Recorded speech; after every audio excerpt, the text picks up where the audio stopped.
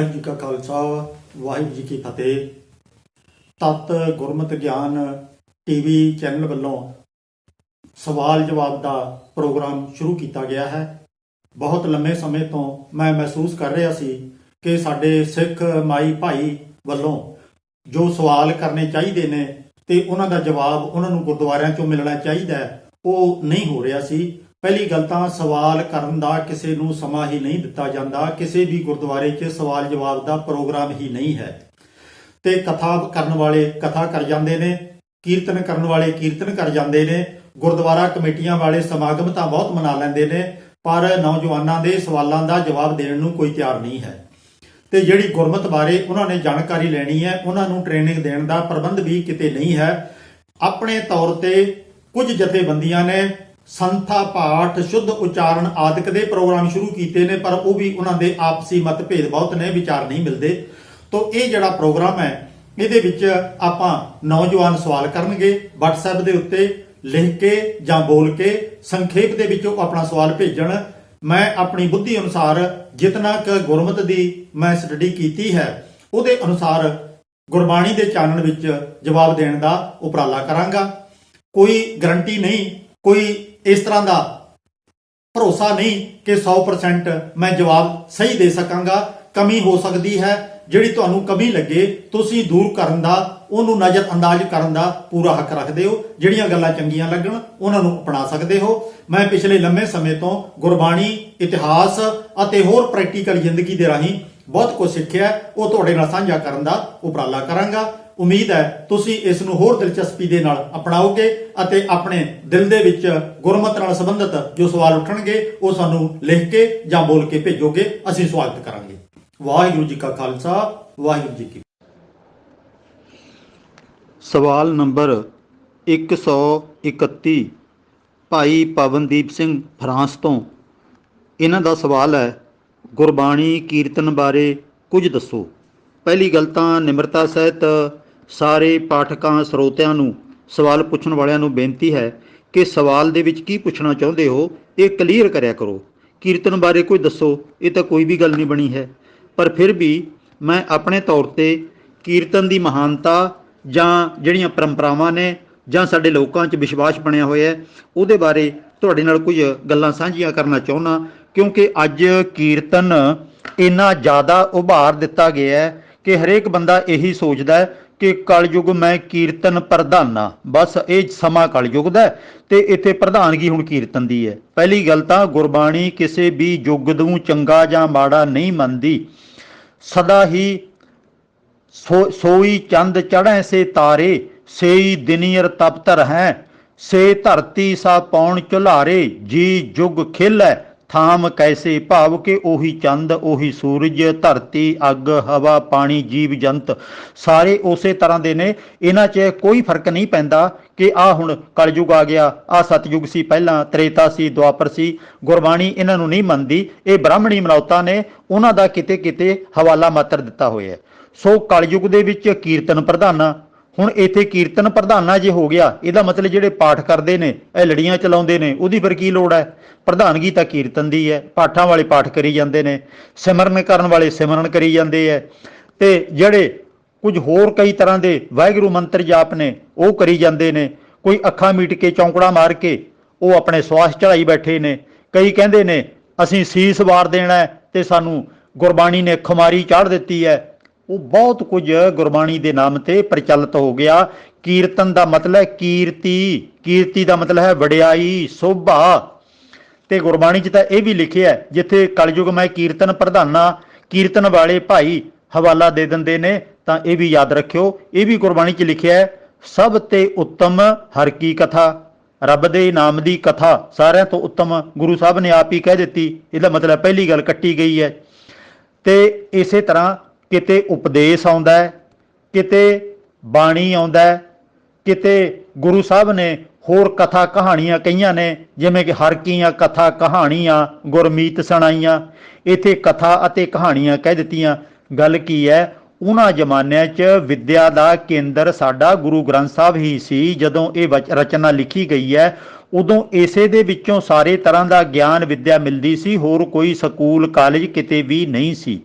ਇਸੇ ਨੂੰ ਬਾਰ-ਬਾਰ ਉੱਚਾ ਦਰਸਾਇਆ ਗਿਆ ਹੈ ਤੇ ਇਹਦੇ ਵਿੱਚੋਂ ਤੁਸੀਂ ਕੀਰਤਨ, ਕਥਾ, ਗਿਆਨ, ਵਿਦਿਆ ਤੇ ਨਾਮ ਸਿਮਰਨ ਸਾਰੀਆਂ ਗੱਲਾਂ ਇਹਦੇ 'ਚ ਇੱਕ ਚੰਗਾ ਇਨਸਾਨ ਬਣਾਉਣ ਵਾਸਤੇ ਤਰੀਕੇ ਵਰਤ ਕੇ ਸਾਨੂੰ ਉਪਦੇਸ਼ ਕੀਤਾ ਗਿਆ ਹੈ ਕਿ ਭਾਈ ਤੁਸੀਂ ਇਹਨੂੰ ਪੜ੍ਹੋ, ਇਹਨੂੰ ਸਮਝੋ, ਆਪਣੀ ਜ਼ਿੰਦਗੀ 'ਚ ਉਤਾਰੋ ਤੇ ਚੰਗੇ ਇਨਸਾਨ ਬਣੋ। ਮੇਰਾ ਕੀਰਤਨ ਦੇ ਬਾਰੇ ਬਹੁਤ ਸਾਰੇ ਵੀਰਾਂ ਭੈਣਾਂ ਨਾਲ ਮਤਭੇਦ ਹੁੰਦਾ ਰਿਹਾ, ਬੜੇ ਤਰ੍ਹਾਂ ਤਰ੍ਹਾਂ ਦੇ ਸਵਾਲ ਮੇਰੇ ਸਾਹਮਣੇ ਆਉਂਦੇ ਰਹੇ ਨੇ, ਕਿਉਂਕਿ ਮੈਂ ਜ਼ਿਆਦਾ ਹਮਾਇਤ ਕੀਰਤਨ ਦੀ ਨਹੀਂ ਕਰਦਾ। ਜਿਹੜੀ ਗੁਰਬਾਣੀ ਦੀ ਵਿਚਾਰਧਾਰਾ ਹੈ ਮੈਂ ਉਹਦੀ ਹਮਾਇਤ ਕਰਦਾ ਕਿ ਅਸੀਂ ਉਹਦੇ ਅਨੁਸਾਰ ਚੱਲਣਾ ਹੈ। ਕਈ ਭਰਾ ਕਹਿ ਦਿੰਦੇ ਨੇ ਕਿ ਕੀਰਤਨ ਦਾ ਵਿਰੋਧ ਕਿਉਂ? ਉਹ ਭਾਈ ਵਿਰੋਧ ਨਹੀਂ, ਗੁਰਬਾਣੀ ਦੇ ਵਿੱਚ ਕੀਰਤਨ ਵੀ ਸ਼ਬਦ ਪ੍ਰਧਾਨ ਹੈ, ਰਾਗ ਪ੍ਰਧਾਨ ਨਹੀਂ ਹੈ। ਭਾਵ ਕਿ ਕੁਝ ਇੱਕ ਇਹੋ ਜਿਹੇ ਅਦਾਰੇ ਵੀ ਭਾਰਤ ਦੇ ਵਿੱਚ ਹੈਗੇ ਨੇ ਜਿਹੜੇ ਕੇਵਲ ਰਾਗ ਨੂੰ ਪ੍ਰਮੁੱਖਤਾ ਦਿੰਦੇ ਨੇ, ਉਹਨਾਂ ਦੇ ਵਿੱਚ ਸ਼ਬਦ ਦਾ ਨਾਮੋ ਨਿਸ਼ਾਨ ਹੀ ਨਹੀਂ ਹੈ। ਭਾਵ ਕਿ ਕੇਵਲ ਆਲਾਪ ਕਰਦੇ ਨੇ, ਜਿਵੇਂ ਸਾ ਰੇ ਗਾ, ਇਸ ਤਰ੍ਹਾਂ ਦੀਆਂ ਉਹ ਤਰਜਾਂ ਕੱਢਦੇ ਨੇ। ਤਰਜਾਂ ਕੱਢ ਕੇ ਲੋਕਾਂ ਨੂੰ ਪ੍ਰਭਾਵਿਤ ਕਰਦੇ ਨੇ, ਆਪਣੇ ਗਲੇ ਦਾ, ਆਪਣੇ ਸਾਜ਼ਾਂ ਦਾ ਪ੍ਰਦਰਸ਼ਨ ਤਾਂ ਕਰਦੇ ਨੇ, ਪਰ ਉਹਦੇ ਸਿੱਖਿਆ ਕੋਈ ਨਹੀਂ ਮਿਲਦੀ।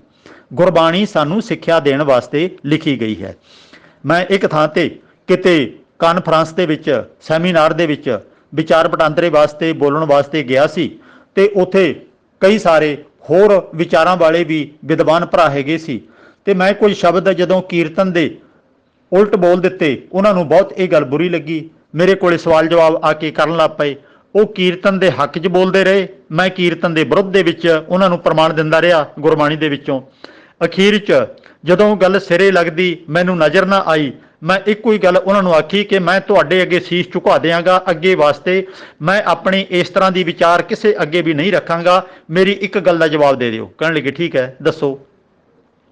ਮੈਂ ਕਿਹਾ ਅੱਜ ਤੱਕ ਦੁਨੀਆ ਦੇ ਵਿੱਚ ਜਿੰਨੇ ਇਨਕਲਾਬ ਆਏ ਨੇ, ਜਿੰਨੇ ਰਾਜ ਪਲਟੇ ਹੋਏ ਨੇ, ਜਿੰਨਾ ਲੋਕਾਂ ਨੂੰ ਗਿਆਨ ਆਇਆ, ਉਹ ਕੀਰਤਨ ਨਾਲ ਆਇਆ ਜਾਂ ਲੈਕਚਰ ਨਾਲ ਆਇਆ, ਉਹ ਲਿਖਤ ਨਾਲ ਆਇਆ ਜਾਂ ਕੀਰਤਨ ਰਾਗ ਨਾਲ ਆਇਆ? ਮੈਨੂੰ ਇਹਦਾ ਜਵਾਬ ਦੇ ਦਿਓ। ਜੇ ਕਿਸੇ ਦੇਸ਼ ਦੇ ਵਿੱਚ ਕੇਵਲ ਕੀਰਤਨ ਦੇ ਨਾਲ ਕੋਈ ਇਨਕਲਾਬ ਆਇਆ ਤਾਂ ਤੁਸੀਂ ਮੈਨੂੰ ਉਸ ਦੇਸ਼ ਦਾ ਨਾਮ ਦੱਸ ਦਿਓ ਤੇ ਉਹ ਕੀਰਤਨ ਕਰਨ ਵਾਲੇ ਮੋਢੀ ਦਾ ਨਾਮ ਦੱਸ ਦਿਓ। ਕਿਤਨੀ ਦੇਰ ਤੱਕ ਬੈਠੇ, ਸਾਰੇ ਸੋਚਾਂ 'ਚ ਪਏ ਰਹੇ, ਪਰ ਕੋਈ ਇੱਕ ਵੀ ਇਸ ਤਰ੍ਹਾਂ ਦਾ ਨਾਮ ਨਹੀਂ ਦੱਸ ਸਕਿਆ, ਕਿਉਂਕਿ ਇਹ ਸੱਚ ਹੈ ਹੀ ਨਹੀਂ। ਕੀਰਤਨਾਂ ਦੇ ਨਾਲ ਕਦੇ ਇਨਕਲਾਬ ਆਏ ਹੀ ਨਹੀਂ ਹਨ।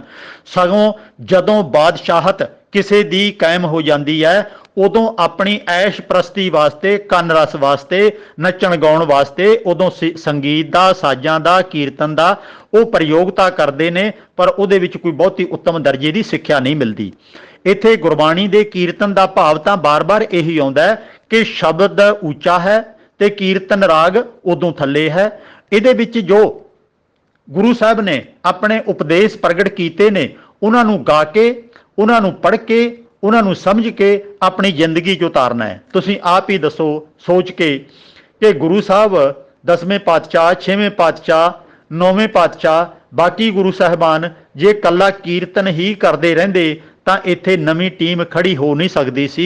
ਜੇ ਕੇਵਲ ਕੀਰਤਨ ਹੀ ਕਰਦੇ ਰਹਿੰਦੇ ਤਾਂ ਜੰਗ ਯੁੱਧ ਲੜਨ ਵਾਸਤੇ ਲੋਕਾਂ ਨੂੰ ਤਿਆਰ ਨਹੀਂ ਕੀਤਾ ਜਾ ਸਕਦਾ ਸੀ। ਜੇ ਉਹ ਕੇਵਲ ਕੀਰਤਨ ਹੀ ਕਰਦੇ ਰਹਿੰਦੇ ਤਾਂ ਲੋਕਾਂ ਨੂੰ ਗਿਆਨਵਾਨ, ਅਕਲਮੰਦ, ਬਹਾਦਰ ਨਹੀਂ ਬਣਾਇਆ ਜਾ ਸਕਦਾ ਸੀ। ਉਹਨਾਂ ਨੇ ਆਪਣੇ ਉਪਦੇਸ਼ ਰਾਹੀਂ, ਲੈਕਚਰਾਂ ਰਾਹੀਂ, ਕਥਾ ਰਾਹੀਂ, ਆਪਣੇ ਵਿਦਵਾਨਾਂ ਰਾਹੀਂ ਬਹੁਤ ਸਾਰੇ ਤਰੀਕੇ ਵਰਤ ਕੇ ਲੋਕਾਂ ਨੂੰ ਗਿਆਨਵਾਨ ਬਣਾਇਆ। ਇਹ ਕੀਰਤਨ ਹੈ।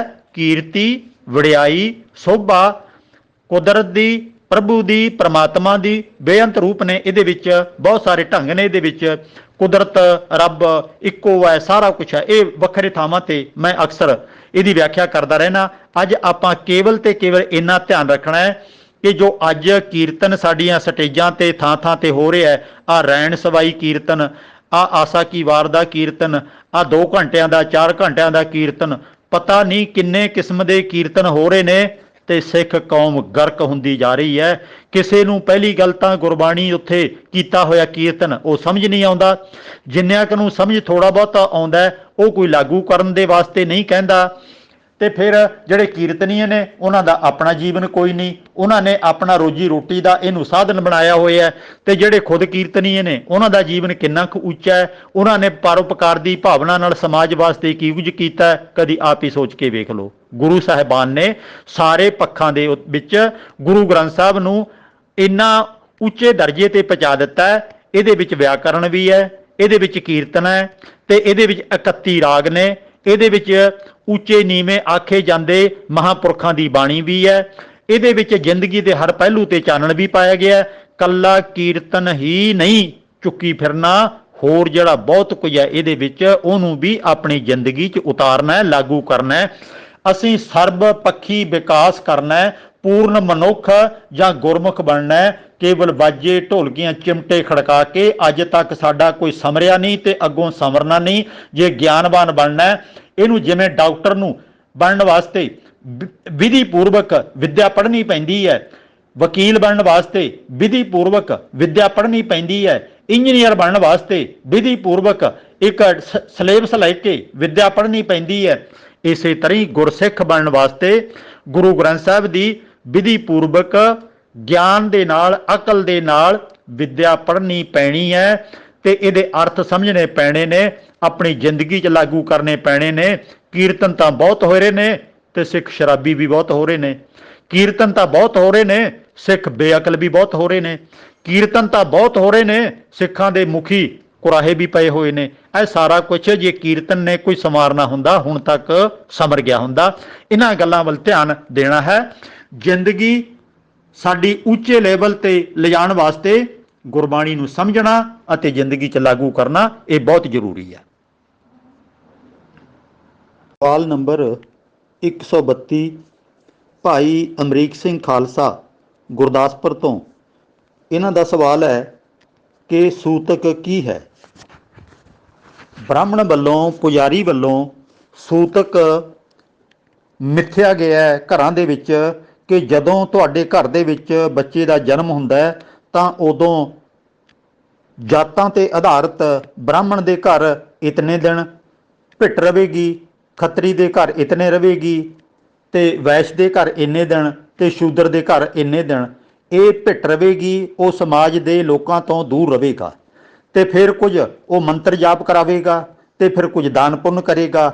ਤਾਂ ਫਿਰ ਇਸ ਤਰ੍ਹਾਂ ਉਹਦੀ ਬੱਚੇ ਦੇ ਜਨਮ ਦੀ ਭਿੱਟ ਹੈ ਜਿਹੜੀ ਉਹਨੂੰ ਲੱਗੀ ਹੋਈ, ਜਿਹਨੂੰ ਅਪਵਿੱਤਰਤਾ ਕਹਿ ਦਿੰਦੇ ਨੇ, ਉਹ ਅਪਵਿੱਤਰਤਾ ਫਿਰ ਦੂਰ ਹੋ ਜਾਵੇਗੀ। ਇਹ ਬ੍ਰਾਹਮਣੀ ਸੋਚ ਹੈ, ਗੁਰੂ ਸਾਹਿਬ ਨੇ ਇਹਨੂੰ ਪ੍ਰਵਾਨ ਨਹੀਂ ਕੀਤਾ। ਆਪਾਂ ਅੱਗੇ ਵਿਚਾਰ ਕਰਦੇ ਹਾਂ। ਇਸੇ ਤਰ੍ਹਾਂ ਮਰਨ ਤੇ ਵੀ ਭਿੱਟ ਲੱਗਦੀ ਹੈ। ਜਿਹਦੇ ਘਰ ਦੇ ਵਿੱਚ ਕੋਈ ਮਰਗਤ ਹੋ ਜਾਵੇ ਤਾਂ ਪਹਿਲਾਂ ਤਾਂ ਉਹਨੂੰ ਮੰਤਰਾਂ ਦੇ ਨਾਲ ਲਾਸ਼ ਦੇ ਕੋਲੇ, ਜਾਂ ਬੰਦਾ ਮਰਨ ਕਿਨਾਰੇ ਹੋਇਆ ਉਦੋਂ ਮੰਤਰ ਜਾਪ ਹੁੰਦੇ ਨੇ, ਫਿਰ ਮਰ ਚੁੱਕਿਆ ਤਾਂ ਵੀ ਮੰਤਰ ਜਾਪ ਹੁੰਦੇ ਨੇ, ਫਿਰ ਉਹਦਾ ਕਫਨ ਪਾਉਣ ਦੇ ਢੰਗ ਤਰੀਕੇ, ਉਹਦੀ ਅਰਥੀ ਲੈ ਕੇ ਜਾਣ ਦੇ ਢੰਗ ਤਰੀਕੇ, ਰਸਤੇ ਦੇ ਵਿੱਚ ਘੜਾ ਭੰਨਣਾ, ਉਹਨੂੰ ਚਿਖਾ ਤੇ ਰੱਖਣਾ, ਉੱਥੇ ਮੰਤਰ ਜਾਪ, ਘਿਓ ਪਾਉਣਾ ਤੇ ਹੋਰ ਕਈ ਕੁਝ ਕਰਨਾ। ਇਹ ਸਾਰਾ ਕੁਝ ਬ੍ਰਾਹਮਣ ਵੱਲੋਂ ਮਿੱਥਿਆ ਗਿਆ ਹੈ। ਤੇ ਜਿਹੜੇ ਉਹਦਾ ਸੰਸਕਾਰ ਕਰਨ ਵਾਸਤੇ ਮੜੀਆਂ 'ਚ ਗਏ ਨੇ ਉਹਨਾਂ ਨੇ ਸਣੇ ਕੱਪੜੀ ਟੋਭਿਆਂ ਦੇ ਵਿੱਚ ਛਾਲਾਂ ਮਾਰਨੀਆਂ, ਇਸ਼ਨਾਨ ਕਰਨਾ। ਇਹ ਪੁਰਾਤਨ ਸਮਿਆਂ 'ਚ ਚੱਲਦਾ ਰਿਹਾ, ਅੱਜ ਕੱਲ੍ਹ ਘਟਿਆ ਹੋਇਆ। ਤੇ ਅਜੇ ਵੀ ਕਈ ਲੋਕ ਘਰੇ ਆਉਣ ਤੋਂ ਪਹਿਲਾਂ ਰਸਤੇ ਦੇ ਵਿੱਚ ਜਿੱਥੇ ਟੂਟੀਆਂ ਵਗੈਰਾ ਲੱਗੀਆਂ ਹੋਣ ਗੁਰਦੁਆਰੇ 'ਚ ਮੱਥਾ ਟੇਕਦੇ ਨੇ, ਉੱਥੇ ਸਣੇ ਕੱਪੜੀ ਕਈ ਨਹਾਉਂਦੇ ਨੇ, ਕਈ ਅੱਜ ਕੱਲ੍ਹ ਹੱਥ ਪੈਰ ਧੋ ਕੇ ਵੀ ਕੰਮ ਚਲਾਉਣ ਲੱਗ ਪਏ ਨੇ। ਪਰ ਇਹ ਬ੍ਰਾਹਮਣ ਨੇ ਸਾਡੇ ਅੰਦਰ ਜੋ ਦਾਖਲ ਕਰ ਦਿੱਤਾ ਸੀ ਅੱਜ ਤੱਕ ਪੂਰੀ ਤਰ੍ਹਾਂ ਉਹ ਖਤਮ ਨਹੀਂ ਹੋਇਆ। ਭਾਵੇਂ ਕਿ 550 ਸਾਲ ਗੁਰਬਾਣੀ ਨੂੰ ਸਾਡੇ ਕੋਲੇ ਮੱਥਾ ਟੇਕਦਿਆਂ ਨੂੰ ਹੋ ਗਏ ਨੇ, ਪਰ ਇਹਦੀ ਸਮਝ ਸਾਨੂੰ ਅਜੇ ਤੱਕ ਨਹੀਂ ਆਈ। ਜਨਮ ਦੀ ਅਤੇ ਮਰਨ ਦੀ ਭਿੱਟ ਅਪਵਿੱਤਰਤਾ ਸਾਡੇ ਖੋਪੜੀ 'ਚ ਅਜੇ ਤੱਕ ਵੜੀ ਹੋਈ ਹੈ ਤੇ ਅਸੀਂ ਵੀ ਸਿੱਖ ਅਖਵਾਉਣ ਵਾਲੇ, ਗੁਰਬਾਣੀ ਨੂੰ ਮੱਥੇ ਟੇਕਣ ਵਾਲੇ ਉਹ ਸਾਰੇ ਕੰਮ ਜਿਹੜੇ ਪੁਜਾਰੀ ਨੇ ਸਾਤੋਂ ਕਰਵਾਏ ਉਹ ਅਜੇ ਵੀ ਕਰਵਾਈ ਜਾਂਦੇ ਆ। ਇਹ ਵੱਖਰੀ ਗੱਲ ਹੈ ਕਿ ਜਨੇਊ ਵਾਲਾ, ਬੋਦੀ ਵਾਲਾ ਪੁਜਾਰੀ ਸਾਡੇ ਘਰਾਂ ਦੇ ਵਿੱਚ ਭਾਵੇਂ ਘੱਟ ਆਉਂਦਾ ਹੈ, ਪਰ ਕਿਰਪਾਨ ਵਾਲਾ ਤੇ ਦਾੜੀ ਵਾਲਾ, ਪੱਗ ਵਾਲਾ ਪੁਜਾਰੀ ਸਾਡੇ ਘਰਾਂ ਦੇ ਵਿੱਚ ਉਹੀ ਕੰਮ ਕਰਦਾ ਹੈ ਤੇ ਜਿਹੜੇ ਕਿ ਪੁਰਾਣੇ ਸਮਿਆਂ 'ਚ ਬੋਦੀ ਵਾਲਾ, ਧੋਤੀ ਵਾਲਾ ਪੁਜਾਰੀ ਕੰਮ ਕਰਦਾ ਸੀ। ਇਹ ਸਾਰਾ ਕੁਝ ਇੰਨਾ ਫੈਲਿਆ ਹੋਇਆ ਹੈ, ਜੇ ਇਹਦੇ ਵਿਰੁੱਧ ਕੋਈ ਗੁਰਬਾਣੀ ਦੇ ਪ੍ਰਮਾਣ ਦੇ ਕੇ ਵੀ ਬੋਲੇ ਤੇ ਉਹ ਵੀ ਸੁਣਨ ਵਾਲਿਆਂ ਨੂੰ, ਸਰੋਤਿਆਂ ਨੂੰ ਹਜਮ ਨਹੀਂ ਹੁੰਦੇ। ਸਾਡੇ ਵਿੱਚ ਹੀ ਫਿਰ ਮਰਨ ਤੋਂ ਬਾਅਦ ਕਿਤੇ ਕੀਰਤਪੁਰ, ਕਿਤੇ ਹਰਿਦੁਆਰ ਤੇ ਕੋਈ ਪਤਾਲਪੁਰੀ ਜਾਂ ਕਿਤੇ ਗੋਇੰਦਵਾਲ, ਕਿੰਨੇ ਸਾਰੀਆਂ ਥਾਵਾਂ ਤੇ ਉਹਦੀ ਸਵਾਹ ਨੂੰ, ਉਹਦੀਆਂ ਹੱਡੀਆਂ ਨੂੰ ਲੈ ਕੇ ਚੁੱਕੀ ਫਿਰਦੇ ਰਹਿੰਦੇ ਨੇ। ਇਸੇ ਤਰ੍ਹਾਂ ਵਿਦੇਸ਼ਾਂ ਦੇ ਵਿੱਚੋਂ ਵੀ ਹੱਡੀਆਂ ਲੈ ਕੇ ਆਉਂਦੇ ਨੇ। ਇਹ ਬਹੁਤ ਕੁਝ ਪਾਖੰਡ, ਅਗਿਆਨਤਾ, ਪਾਗਲਪਣ, ਪੈਸੇ ਦੀ ਬਰਬਾਦੀ, ਇਹ ਸਾਰਾ ਕੁਝ ਸਿੱਖਾਂ ਦੇ ਵਿੱਚ ਵੀ ਹੋ ਰਿਹਾ ਹੈ। ਆਪਾਂ ਇੱਕ ਸ਼ਬਦ ਜਿਹੜਾ ਕਿ ਇਸੇ ਸੂਤਕ ਦੇ ਪਰਥਾਏ ਗੁਰੂ ਨਾਨਕ ਸਾਹਿਬ ਨੇ ਆਸਾ ਕੀ ਵਾਰ ਦੇ ਵਿੱਚ ਉਚਾਰਨ ਕੀਤਾ ਹੋਇਆ ਹੈ। ਜੇ ਇਹਨੂੰ ਇੱਕੋ ਸ਼ਬਦ ਨੂੰ, ਇੱਕੋ ਸ਼ਲੋਕ ਨੂੰ ਆਪਾਂ ਧਿਆਨ ਦੇ ਨਾਲ ਪੜ੍ਹ ਲਈਏ ਤੇ ਇਹਨੂੰ ਸਮਝ ਲਈਏ ਤੇ ਸਾਰੇ ਸ਼ੰਕੇ ਭਰਮ ਸਾਡੇ ਦੂਰ ਹੋ ਜਾਣ। ਗੁਰੂ ਸਾਹਿਬ ਫਰਮਾਨ ਕਰਦੇ ਨੇ, ਜੇਕਰ ਸੂਤਕ ਮੰਨੀਐ ਸਭ ਤੈ ਸੂਤਕ ਹੋਏ। ਜੇ ਸੂਤਕ ਮੰਨਣਾ ਹੈ ਭਾਈ, ਸੁੱਚ ਭਿੱਟ ਮੰਨਣੀ ਹੈ, ਫਿਰ ਤਾਂ ਹਰ ਥਾਂ ਤੇ ਸੂਤਕ ਮੌਜੂਦ ਹੈ। ਕਿਵੇਂ? ਗੋਹੇ ਅਤੇ ਲੱਕੜੀ ਅੰਦਰ ਕੀੜਾ ਹੋਏ। ਲੱਕੜੀ ਦੇ ਵਿੱਚ ਜੀਵ ਨੇ, ਗੋਹੇ ਦੀਆਂ ਪਾਥੀਆਂ ਵਗੈਰਾ ਹੁੰਦੀਆਂ ਨੇ, ਉਹਦੇ ਵਿੱਚ ਜੀਵ ਨੇ, ਉਹਦੇ ਅੰਦਰ ਹੀ ਉਹ ਆਪਣੀ ਕਿਰਿਆ ਕਰਦੇ ਨੇ, ਅੰਦਰ ਹੀ ਜਨਮ ਲੈਂਦੇ ਨੇ ਤੇ ਅੰਦਰ ਹੀ ਮਰ ਜਾਂਦੇ ਨੇ। ਉਹ ਤਾਂ ਲੱਕੜੀ ਅਤੇ ਗੋਹੇ ਦੇ ਵਿੱਚ ਵੀ ਸਾਰਾ ਕੁਝ ਇਹ ਵਾਪਰ ਰਿਹਾ। ਜੇਤੇ ਦਾਣੇ ਅੰਨ ਕੇ ਜੀਆਂ ਬਾਝ ਨਾ ਕੋਏ। ਇਹ ਜਿਹੜੇ ਅੰਨ ਦੇ ਦਾਣੇ ਨੇ, ਆਪਣਾ ਅਨਾਜ ਹੈ, ਇੱਕ ਤਾਂ ਇਹ ਆਪ ਜੀਵਤ ਹੈ, ਦੂਜਾ ਇਹਦੇ ਵਿੱਚ ਵੀ ਸੁਸਰੀ ਢੋਰਾ ਪੈ ਜਾਂਦਾ ਹੈ, ਉਹਨਾਂ ਦੇ ਬੱਚੇ ਜਨਮਦੇ ਨੇ ਅਤੇ ਮਰਦੇ ਨੇ। ਉਹ ਤਾਂ ਭਿੱਟਿਆ ਗਿਆ ਸਾਰਾ ਕੁਝ, ਪਰ ਸਾਨੂੰ ਇਹ ਨਜ਼ਰ ਨਹੀਂ ਆਉਂਦਾ। ਜੇਤੇ ਦਾਣੇ ਅੰਨ ਕੇ ਜੀਆਂ ਬਾਝ ਨਾ ਕੋਏ। ਪਹਿਲਾਂ ਪਾਣੀ ਜਿਉ ਹੈ ਜਿਤ ਹਰਿਆ ਸਭ ਕੋਏ। ਪਾਣੀ ਦੇ ਵਿੱਚ ਵੀ ਜੀਵ ਨੇ, ਬੇਅੰਤ ਨੇ। ਪਾਣੀ ਖੁਦ ਵੀ ਜੀਵ ਮੰਨਿਆ ਗਿਆ ਹੈ, ਜਿਹਦੇ ਨਾਲ ਸਾਰੇ ਜੀਵ ਅੱਗੋਂ ਆਪਣੀ ਜੀਵਨ ਕਿਰਿਆ ਚਲਾਉਂਦੇ ਨੇ। ਸੂਤਕ ਕਿਉਂ ਕਰ ਰੱਖੀ ਹੈ ਸੂਤਕ ਪਵੈ ਰਸੋਏ। ਉਹ ਭਾਈ ਸੂਤਕ ਤੋਂ ਕਿਵੇਂ ਬਚੋਗੇ? ਇਹ ਤਾਂ ਸਾਡੀ ਰਸੋਈ ਦੇ ਵਿੱਚ ਹੀ ਹੈ। ਅਸੀਂ ਖਾਣ ਪੀਣ ਦਾ ਸਮਾਨ ਹੈ ਜਿਹੜਾ, ਉਹ ਸਾਰਾ ਇਸ ਢੰਗ ਦਾ ਲਿਆਉਨੇ ਆ ਕਿ ਉਹ ਵੀ ਤਾਂ ਜਨਮ ਮਰਨ ਦੇ ਗੇੜ 'ਚ ਪਿਆ ਹੋਇਆ। ਨਾਨਕ ਸੂਤਕ ਇਹ ਬਿਨ ਉਤਰੈ ਗਿਆਨ ਉਤਾਰੈ ਧੋਏ। ਉਹ ਭਾਈ ਇਦਾਂ ਤੁਹਾਡਾ ਜਿਹੜਾ ਇਹ ਭਿੱਟ ਸੁੱਚ ਨਹੀਂ ਉਤਰੇਗੀ। ਜੇ ਤੁਸੀਂ ਅਕਲਬੰਦ ਬਣ ਜਾਓ ਤਾਂ ਇਹਨਾਂ ਭਰਮਾਂ ਤੋਂ ਬਚ ਜਾਓਗੇ, ਨਹੀਂ ਤਾਂ ਪੁਜਾਰੀ ਨੇ ਤੁਹਾਨੂੰ ਲੁੱਟ ਕੇ ਖਾਈ ਜਾਣਾ। ਹੁਣ ਇੱਥੇ ਅਗਲੀ ਗੱਲ ਗੁਰੂ ਨਾਨਕ ਸਾਹਿਬ ਨੇ ਬਹੁਤ ਕਰਾਰੀ ਚਪੇੜ ਮਾਰੀ ਹੈ ਕਿ ਤੁਹਾਨੂੰ ਪਤਾ ਸੂਤਕ ਹੁੰਦਾ ਕਿਵੇਂ ਹੈ, ਇਹ ਸੁੱਚ ਭਿੱਟ ਹੁੰਦੀ ਕੀ ਹੈ। ਇਹਦੇ ਬਾਰੇ ਅਗਲੇ ਸ਼ਲੋਕ ਹੀ ਸੁਣ ਲਓ ਧਿਆਨ ਨਾਲ। ਮਨ ਕਾ ਸੂਤਕ ਲੋਭ ਹੈ ਜਿਹਵਾ ਸੂਤਕ ਕੂੜ। ਤੁਸੀਂ ਦੂਜੀ ਜੰਮਣ ਮਰਨ ਦੀ ਸੁੱਚ ਭਿੱਟ ਤਾਂ ਚੁੱਕੀ ਫਿਰਦੇ ਹੋ ਭਾਈ। ਤੁਹਾਡੇ ਮਨ ਦਾ ਸੂਤਕ ਕੀ ਹੈ? ਤੁਹਾਡਾ ਦਿਮਾਗ ਹੈ ਸੂਤਕ 'ਚ ਗਰਕਿਆ ਹੋਇਆ, ਕਿਉਂਕਿ ਜੇ ਤੁਸੀਂ ਲੋਭੀ ਬਣ ਚੁੱਕੇ ਹੋ। ਤੇ ਜਦੋਂ ਤੁਹਾਡੀ ਜੀਭ ਝੂਠ ਬੋਲਦੀ ਹੈ, ਉਹਨੂੰ ਭਿੱਟ ਲੱਗ ਗਈ ਹੈ, ਪਰ ਤੁਸੀਂ ਇਸ ਪਾਸੇ ਤੁਰਨ ਨੂੰ ਤਿਆਰ ਹੀ ਨਹੀਂ ਹੈਗੇ। ਅੱਖੀਂ ਸੂਤਕ ਵੇਖਣਾ ਪਰ ਤੇਰਿਆ ਭਰਤਨ ਰੂਪ। ਤੁਹਾਡੀਆਂ ਅੱਖਾਂ ਨੂੰ ਵੀ ਭਿੱਟ ਲੱਗ ਗਈ ਜਦੋਂ ਪਰਾਈਆਂ ਔਰਤਾਂ ਨੂੰ ਲਲਚਾਈਆਂ ਨਜ਼ਰਾਂ ਨਾਲ ਵੇਖਦੇ ਹਾਂ। ਕੰਨੀ ਸੂਤਕ ਕੰਨ ਪੈ ਲਾਏ ਤਬਾਰੀ ਖਾਹੇ। ਤੁਹਾਡੇ ਕੰਨਾਂ ਨੂੰ ਵੀ ਭਿੱਟ ਲੱਗ ਗਈ ਜੇ ਤੁਸੀਂ ਨਿੰਦਿਆ ਚੁਗਲੀ ਸੁਣਦੇ ਹੋ ਤੇ ਉਹਦੇ ਨਾਲ ਤੁਸੀਂ ਆਪਣੀ ਜ਼ਿੰਦਗੀ ਨੂੰ ਬਰਬਾਦ ਕਰਦੇ ਹੋ। ਨਾਨਕ ਹੰਸਾ ਆਦਮੀ ਬੱਧੇ ਜੰਪੁਰ ਜਾਹੇ। ਇਸ ਤਰ੍ਹਾਂ ਹੰਸਾਂ ਵਰਗੇ ਆਦਮੀ ਮਾਨੋ ਗਰਕ ਹੋ ਰਹੇ ਨੇ, ਜਮਦੂਤਾਂ ਦੇ ਵਸ ਪੈ ਰਹੇ ਨੇ। ਜਮਦੂਤ ਮੀਨਸ ਵਿਕਾਰਾਂ ਦੇ ਵਸ ਪੈ ਰਹੇ ਨੇ। ਤੇ ਗੁਰੂ ਨਾਨਕ ਸਾਹਿਬ ਅੱਗੇ ਕਹਿੰਦੇ ਨੇ, ਸਭੋ ਸੂਤਕ ਭਰਮ ਹੈ ਦੂਜੈ ਲੱਗੈ ਜਾਏ।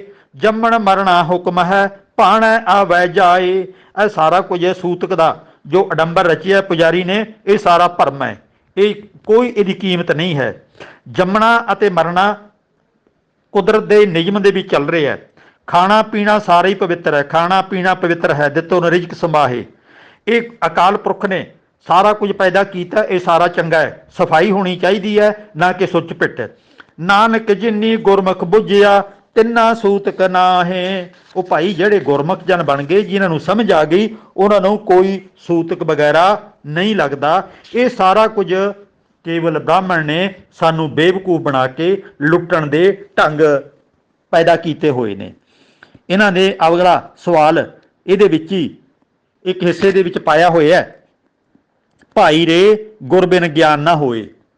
ਹੁਣ ਇੱਥੇ ਇਹ ਵੀ ਗਿਆਨ ਦੀ ਗੱਲ ਹੈ, ਅਕਲ ਦੀ ਗੱਲ ਹੈ, ਤੇ ਗੁਰੂ ਸਾਨੂੰ ਗਿਆਨ ਦੇ ਰਿਹਾ ਹੈ। ਜਦੋਂ ਸਰੀਰਕ ਜਾਮੇ ਵਿੱਚ ਸਨ ਗੁਰੂ ਸਾਹਿਬਾਨ, ਕਬੀਰ ਜੀ, ਰਵਿਦਾਸ ਜੀ, ਇਹਨਾਂ ਨੇ ਬੇਅੰਤ ਗਿਆਨ ਦੀ ਬਖਸ਼ਿਸ਼ ਸਾਨੂੰ ਕੀਤੀ। ਅੱਜ ਗੁਰੂ ਗ੍ਰੰਥ ਸਾਹਿਬ ਸਾਡੇ ਕੋਲੇ ਗਿਆਨ ਦਾ ਖਜ਼ਾਨਾ ਹੈ ਤੇ ਇਸ ਤੋਂ ਗਿਆਨ ਲੈ ਕੇ ਆਪਣੇ ਅੰਦਰ ਦੇ ਜਿਹੜਾ ਦਿਮਾਗ ਹੈ ਉਹਦੀ ਵਰਤੋਂ ਕਰਨੀ ਹੈ। ਸਮਾਜ ਦੇ ਵਿੱਚ ਜੋ ਵਾਪਰ ਰਿਹਾ ਹੈ ਚੰਗਾ ਅਤੇ ਮਾੜਾ, ਉਹਨੂੰ ਪਰਖਣਾ ਹੈ ਤੇ ਮਾੜੇ ਨੂੰ ਰੱਦ ਕਰਨਾ ਹੈ ਤੇ ਚੰਗੇ ਨੂੰ ਉਭਾਰਨਾ ਹੈ। ਇਸ ਤਰ੍ਹਾਂ ਅਸੀਂ ਇਸ ਗੁਰ ਗਿਆਨ ਨੂੰ ਆਪਣੇ ਹਿਰਦੇ 'ਚ ਵਸਾਉਣਾ ਹੈ ਤੇ ਆਪਣੇ ਜਿਹੜਾ ਅੰਦਰ ਪਰਮਾਤਮਾ ਦੀ ਜੋਤ ਹੈ ਉਹਨੂੰ ਪ੍ਰਗਟ ਕਰਨ ਦਾ ਯਤਨ ਕਰਨਾ ਹੈ। ਭਾਵ ਕਿ ਸਾਡੇ ਦਿਮਾਗ ਦੇ ਵਿੱਚ ਸਾਰਾ ਕੁਝ ਮੌਜੂਦ ਹੈ, ਸਰੀਰ ਦੇ ਵਿੱਚ ਸਾਰਾ ਕੁਝ ਮੌਜੂਦ ਹੈ। ਅਸੀਂ ਅਕਾਲ ਪੁਰਖ ਦੇ ਧੀਆਂ ਪੁੱਤਰ ਹਾਂ, ਉਹਦੇ ਬੱਚੇ ਹਾਂ। ਤੂੰ ਮੇਰਾ ਪਿਤਾ, ਤੂੰ ਹੈ ਮੇਰਾ ਮਾਤਾ, ਤੂੰ ਮੇਰਾ ਬੰਧਵ, ਤੂੰ ਮੇਰਾ ਭਰਾਤਾ। ਇਹੋ ਜਿਹੀਆਂ ਬਹੁਤ ਪੰਕਤੀਆਂ ਨੇ ਤੇ ਉਹਦੇ ਜੇ ਧੀਆਂ ਪੁੱਤਰ ਆ ਤੇ ਅਸੀਂ ਵੀ ਤਾਂ ਫਿਰ ਉਹਦੇ ਵਰਗੇ ਹੋਵਾਂਗੇ ਨਾ। ਅੱਜ ਜ਼ਿੰਮੇਵਾਰੀ ਸਾਡੀ ਬਣਦੀ ਹੈ ਨਾ ਕਿ ਧਰਤੀ ਦੇ ਉੱਤੇ ਅਸੀਂ ਚੰਗੇ ਸਮਾਜ ਦੀ ਸਿਰਜਣਾ ਕਰੀਏ। ਇਹ ਜਿਹੜਾ ਗਿਆਨ ਹੀ ਸਾਡਾ ਗੁਰੂ ਹੈ। ਕਈ ਕਹਿੰਦੇ ਨੇ ਕਿ ਜੀ ਗਿਆਨ ਗੁਰੂ ਕਿਵੇਂ ਹੁੰਦਾ ਹੈ, ਗਿਆਨ ਤਾਂ ਕਿਸੇ ਦੇ ਰਾਹੀਂ ਆਉਂਦਾ ਹੈ। ਭਾਈ ਗਿਆਨ ਤਾਂ ਇੱਥੇ ਗੁਰੂ ਨੇ ਸਾਨੂੰ ਦੇ ਦਿੱਤਾ ਤੇ ਇੱਕ ਰਾਹ ਪਾ ਦਿੱਤਾ।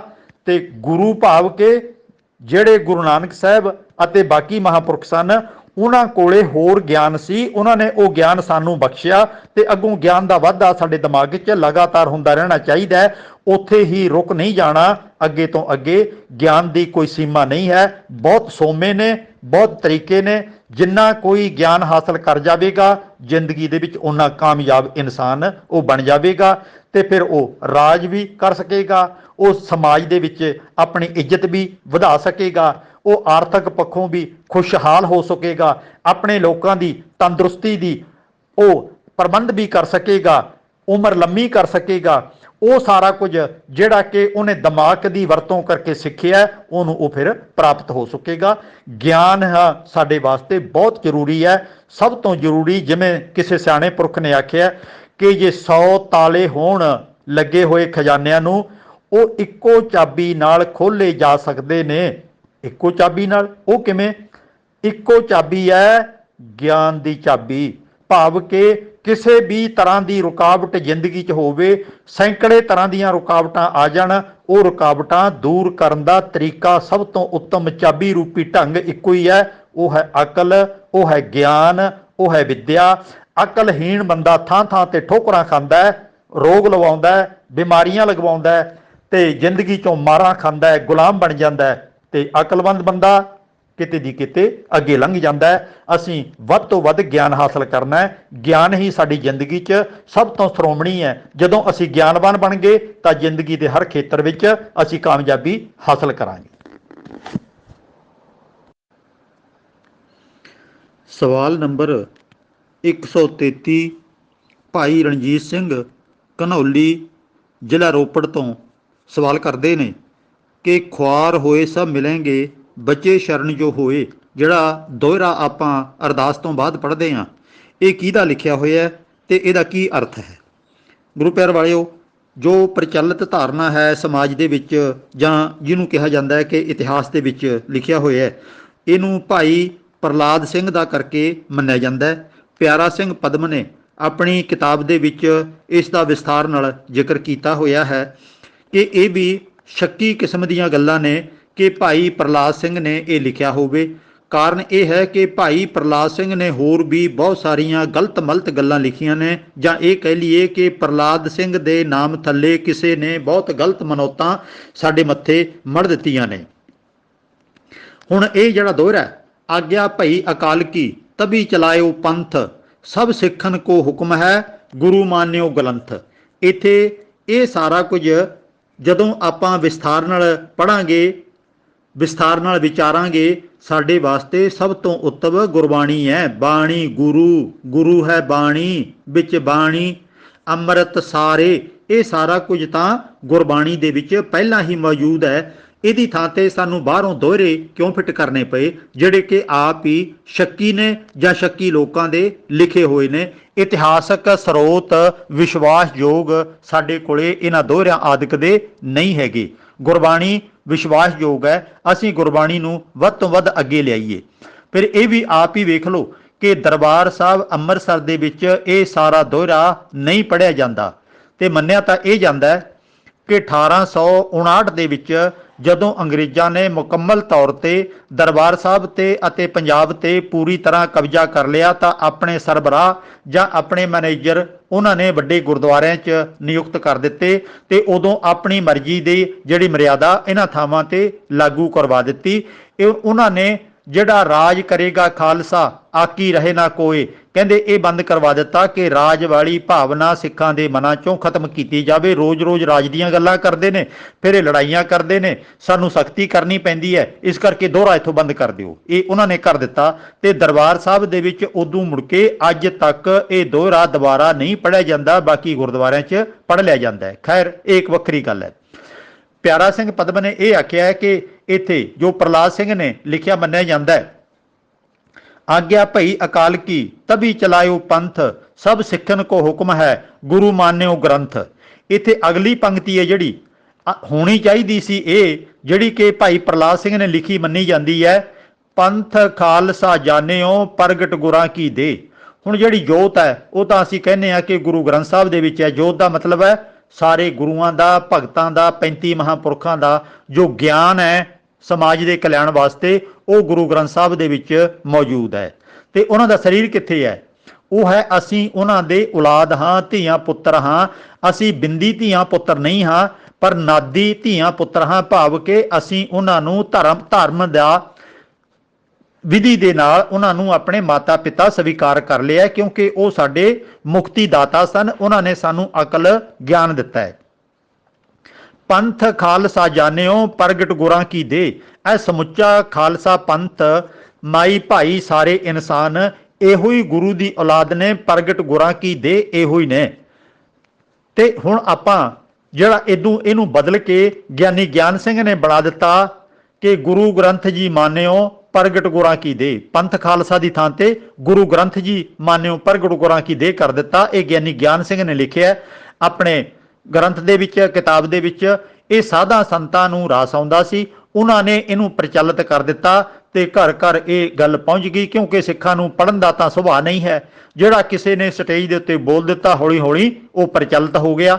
ਤਾਂ ਇਸ ਤਰ੍ਹਾਂ ਸਾਧਾਂ ਨੇ ਗੁਰੂ ਗ੍ਰੰਥ ਸਾਹਿਬ ਨੂੰ ਦੇਹ ਬਣਾ ਕੇ ਪੂਜਣਾ ਸ਼ੁਰੂ ਕਰ ਦਿੱਤਾ ਤੇ ਉਹਨੂੰ ਭੋਗ ਲਗਵਾਉਣੇ, ਉਹਨੂੰ ਆਰਤੀਆਂ ਉਤਾਰਨੀਆਂ, ਉਹ ਤੇ ਟੱਲੀਆਂ ਖੜਕਾਉਣੀਆਂ, ਤੇ ਕਈ ਵਾਰੀ ਤਾਂ ਇਹਨੂੰ ਸਿਰ ਤੇ ਰੱਖ ਕੇ ਸੈਰ ਕਰਾਉਣੀ, ਤੇ ਕਈ ਵਾਰੀ ਹਾਸੋਹੀਣੀ ਗੱਲ ਵੀ ਲੋਕੀ ਕਹਿ ਦਿੰਦੇ ਨੇ, ਸਾਨੂੰ ਮਜ਼ਾਕ ਕਰਨ ਲੱਗ ਪੈਂਦੇ ਨੇ ਕਿ ਇਹਨੂੰ ਇਸ਼ਨਾਨ ਵੀ ਕਰਾ ਦਿਆ ਕਰੋ। ਇਹ ਸਾਰਾ ਕੁਝ ਜਿਹੜਾ ਕਿ ਜਦੋਂ ਦੇ ਗੁਰੂ ਗ੍ਰੰਥ ਸਾਹਿਬ ਨੂੰ ਮੰਨ ਲਿਆ, ਪ੍ਰਚਾਰ ਲਿਆ, ਤਾਂ ਉਦੋਂ ਇਹ ਸਾਰਾ ਉਹ ਕੰਮ ਕਰਨਾ ਸ਼ੁਰੂ ਕਰ ਲਿਆ ਜਿਵੇਂ ਕਿ ਇੱਕ ਇਨਸਾਨ ਵਾਸਤੇ ਜ਼ਿੰਦਗੀ ਜਿਉਣ ਲਈ ਜ਼ਰੂਰੀ ਹੈ। ਤੁਸੀਂ ਦੂਜਾ ਇੱਕ ਪਹਿਲੂ ਆਪ ਰੋਜ਼ਾਨਾ ਟੀਵੀ ਚੈਨਲਾਂ ਤੇ ਜੋ ਦਰਬਾਰ ਸਾਹਿਬ ਤੋਂ ਕੀਰਤਨ ਅੰਮ੍ਰਿਤਸਰ ਤੋਂ ਆਉਂਦਾ, ਉਹ ਆਪ ਹੀ ਵੇਖ ਲੈਣਾ। ਜਿਵੇਂ ਦੇਵੀਆਂ ਦੇ ਮੰਦਰਾਂ ਦੇ ਵਿੱਚ ਰੰਗ ਬਰੰਗੇ ਕਢਾਈ ਵਾਲੇ ਸੁੰਦਰ ਕੱਪੜੇ ਦੇਵੀ ਦੀ ਮੂਰਤੀ ਨੂੰ ਚੜਾਈ ਜਾਂਦੇ ਨੇ, ਉਸੇ ਤਰ੍ਹਾਂ ਦਰਬਾਰ ਸਾਹਿਬ ਦੇ ਵਿੱਚ ਗੁਰੂ ਗ੍ਰੰਥ ਸਾਹਿਬ ਨੂੰ ਤਰ੍ਹਾਂ ਤਰ੍ਹਾਂ ਦੇ ਲਾਲ, ਪੀਲੇ, ਹਰੇ ਬਹੁਤ ਕੀਮਤੀ ਕਢਾਈ ਨਾਲ ਤਿਆਰ ਕੀਤੇ ਹੋਏ ਰਮਾਲੇ, ਔਰ ਇੱਕ ਇੱਕ ਰਮਾਲਾ ਨਹੀਂ, 5-5, 6-6 ਰਮਾਲੇ, 7-7 ਰਮਾਲੇ, ਰਮਾਲੇ ਦੇ ਉੱਤੇ ਹੋਰ ਰਮਾਲਾ, ਚਾਂਦਨੀ ਬੜੀ ਕੀਮਤੀ, ਅੱਗੇ ਫੁੱਲਾਂ ਦੀਆਂ ਤਰ੍ਹਾਂ ਤਰ੍ਹਾਂ ਦੇ ਡਿਜ਼ਾਈਨ ਬਣਾ ਕੇ ਰੱਖੇ ਹੋਏ।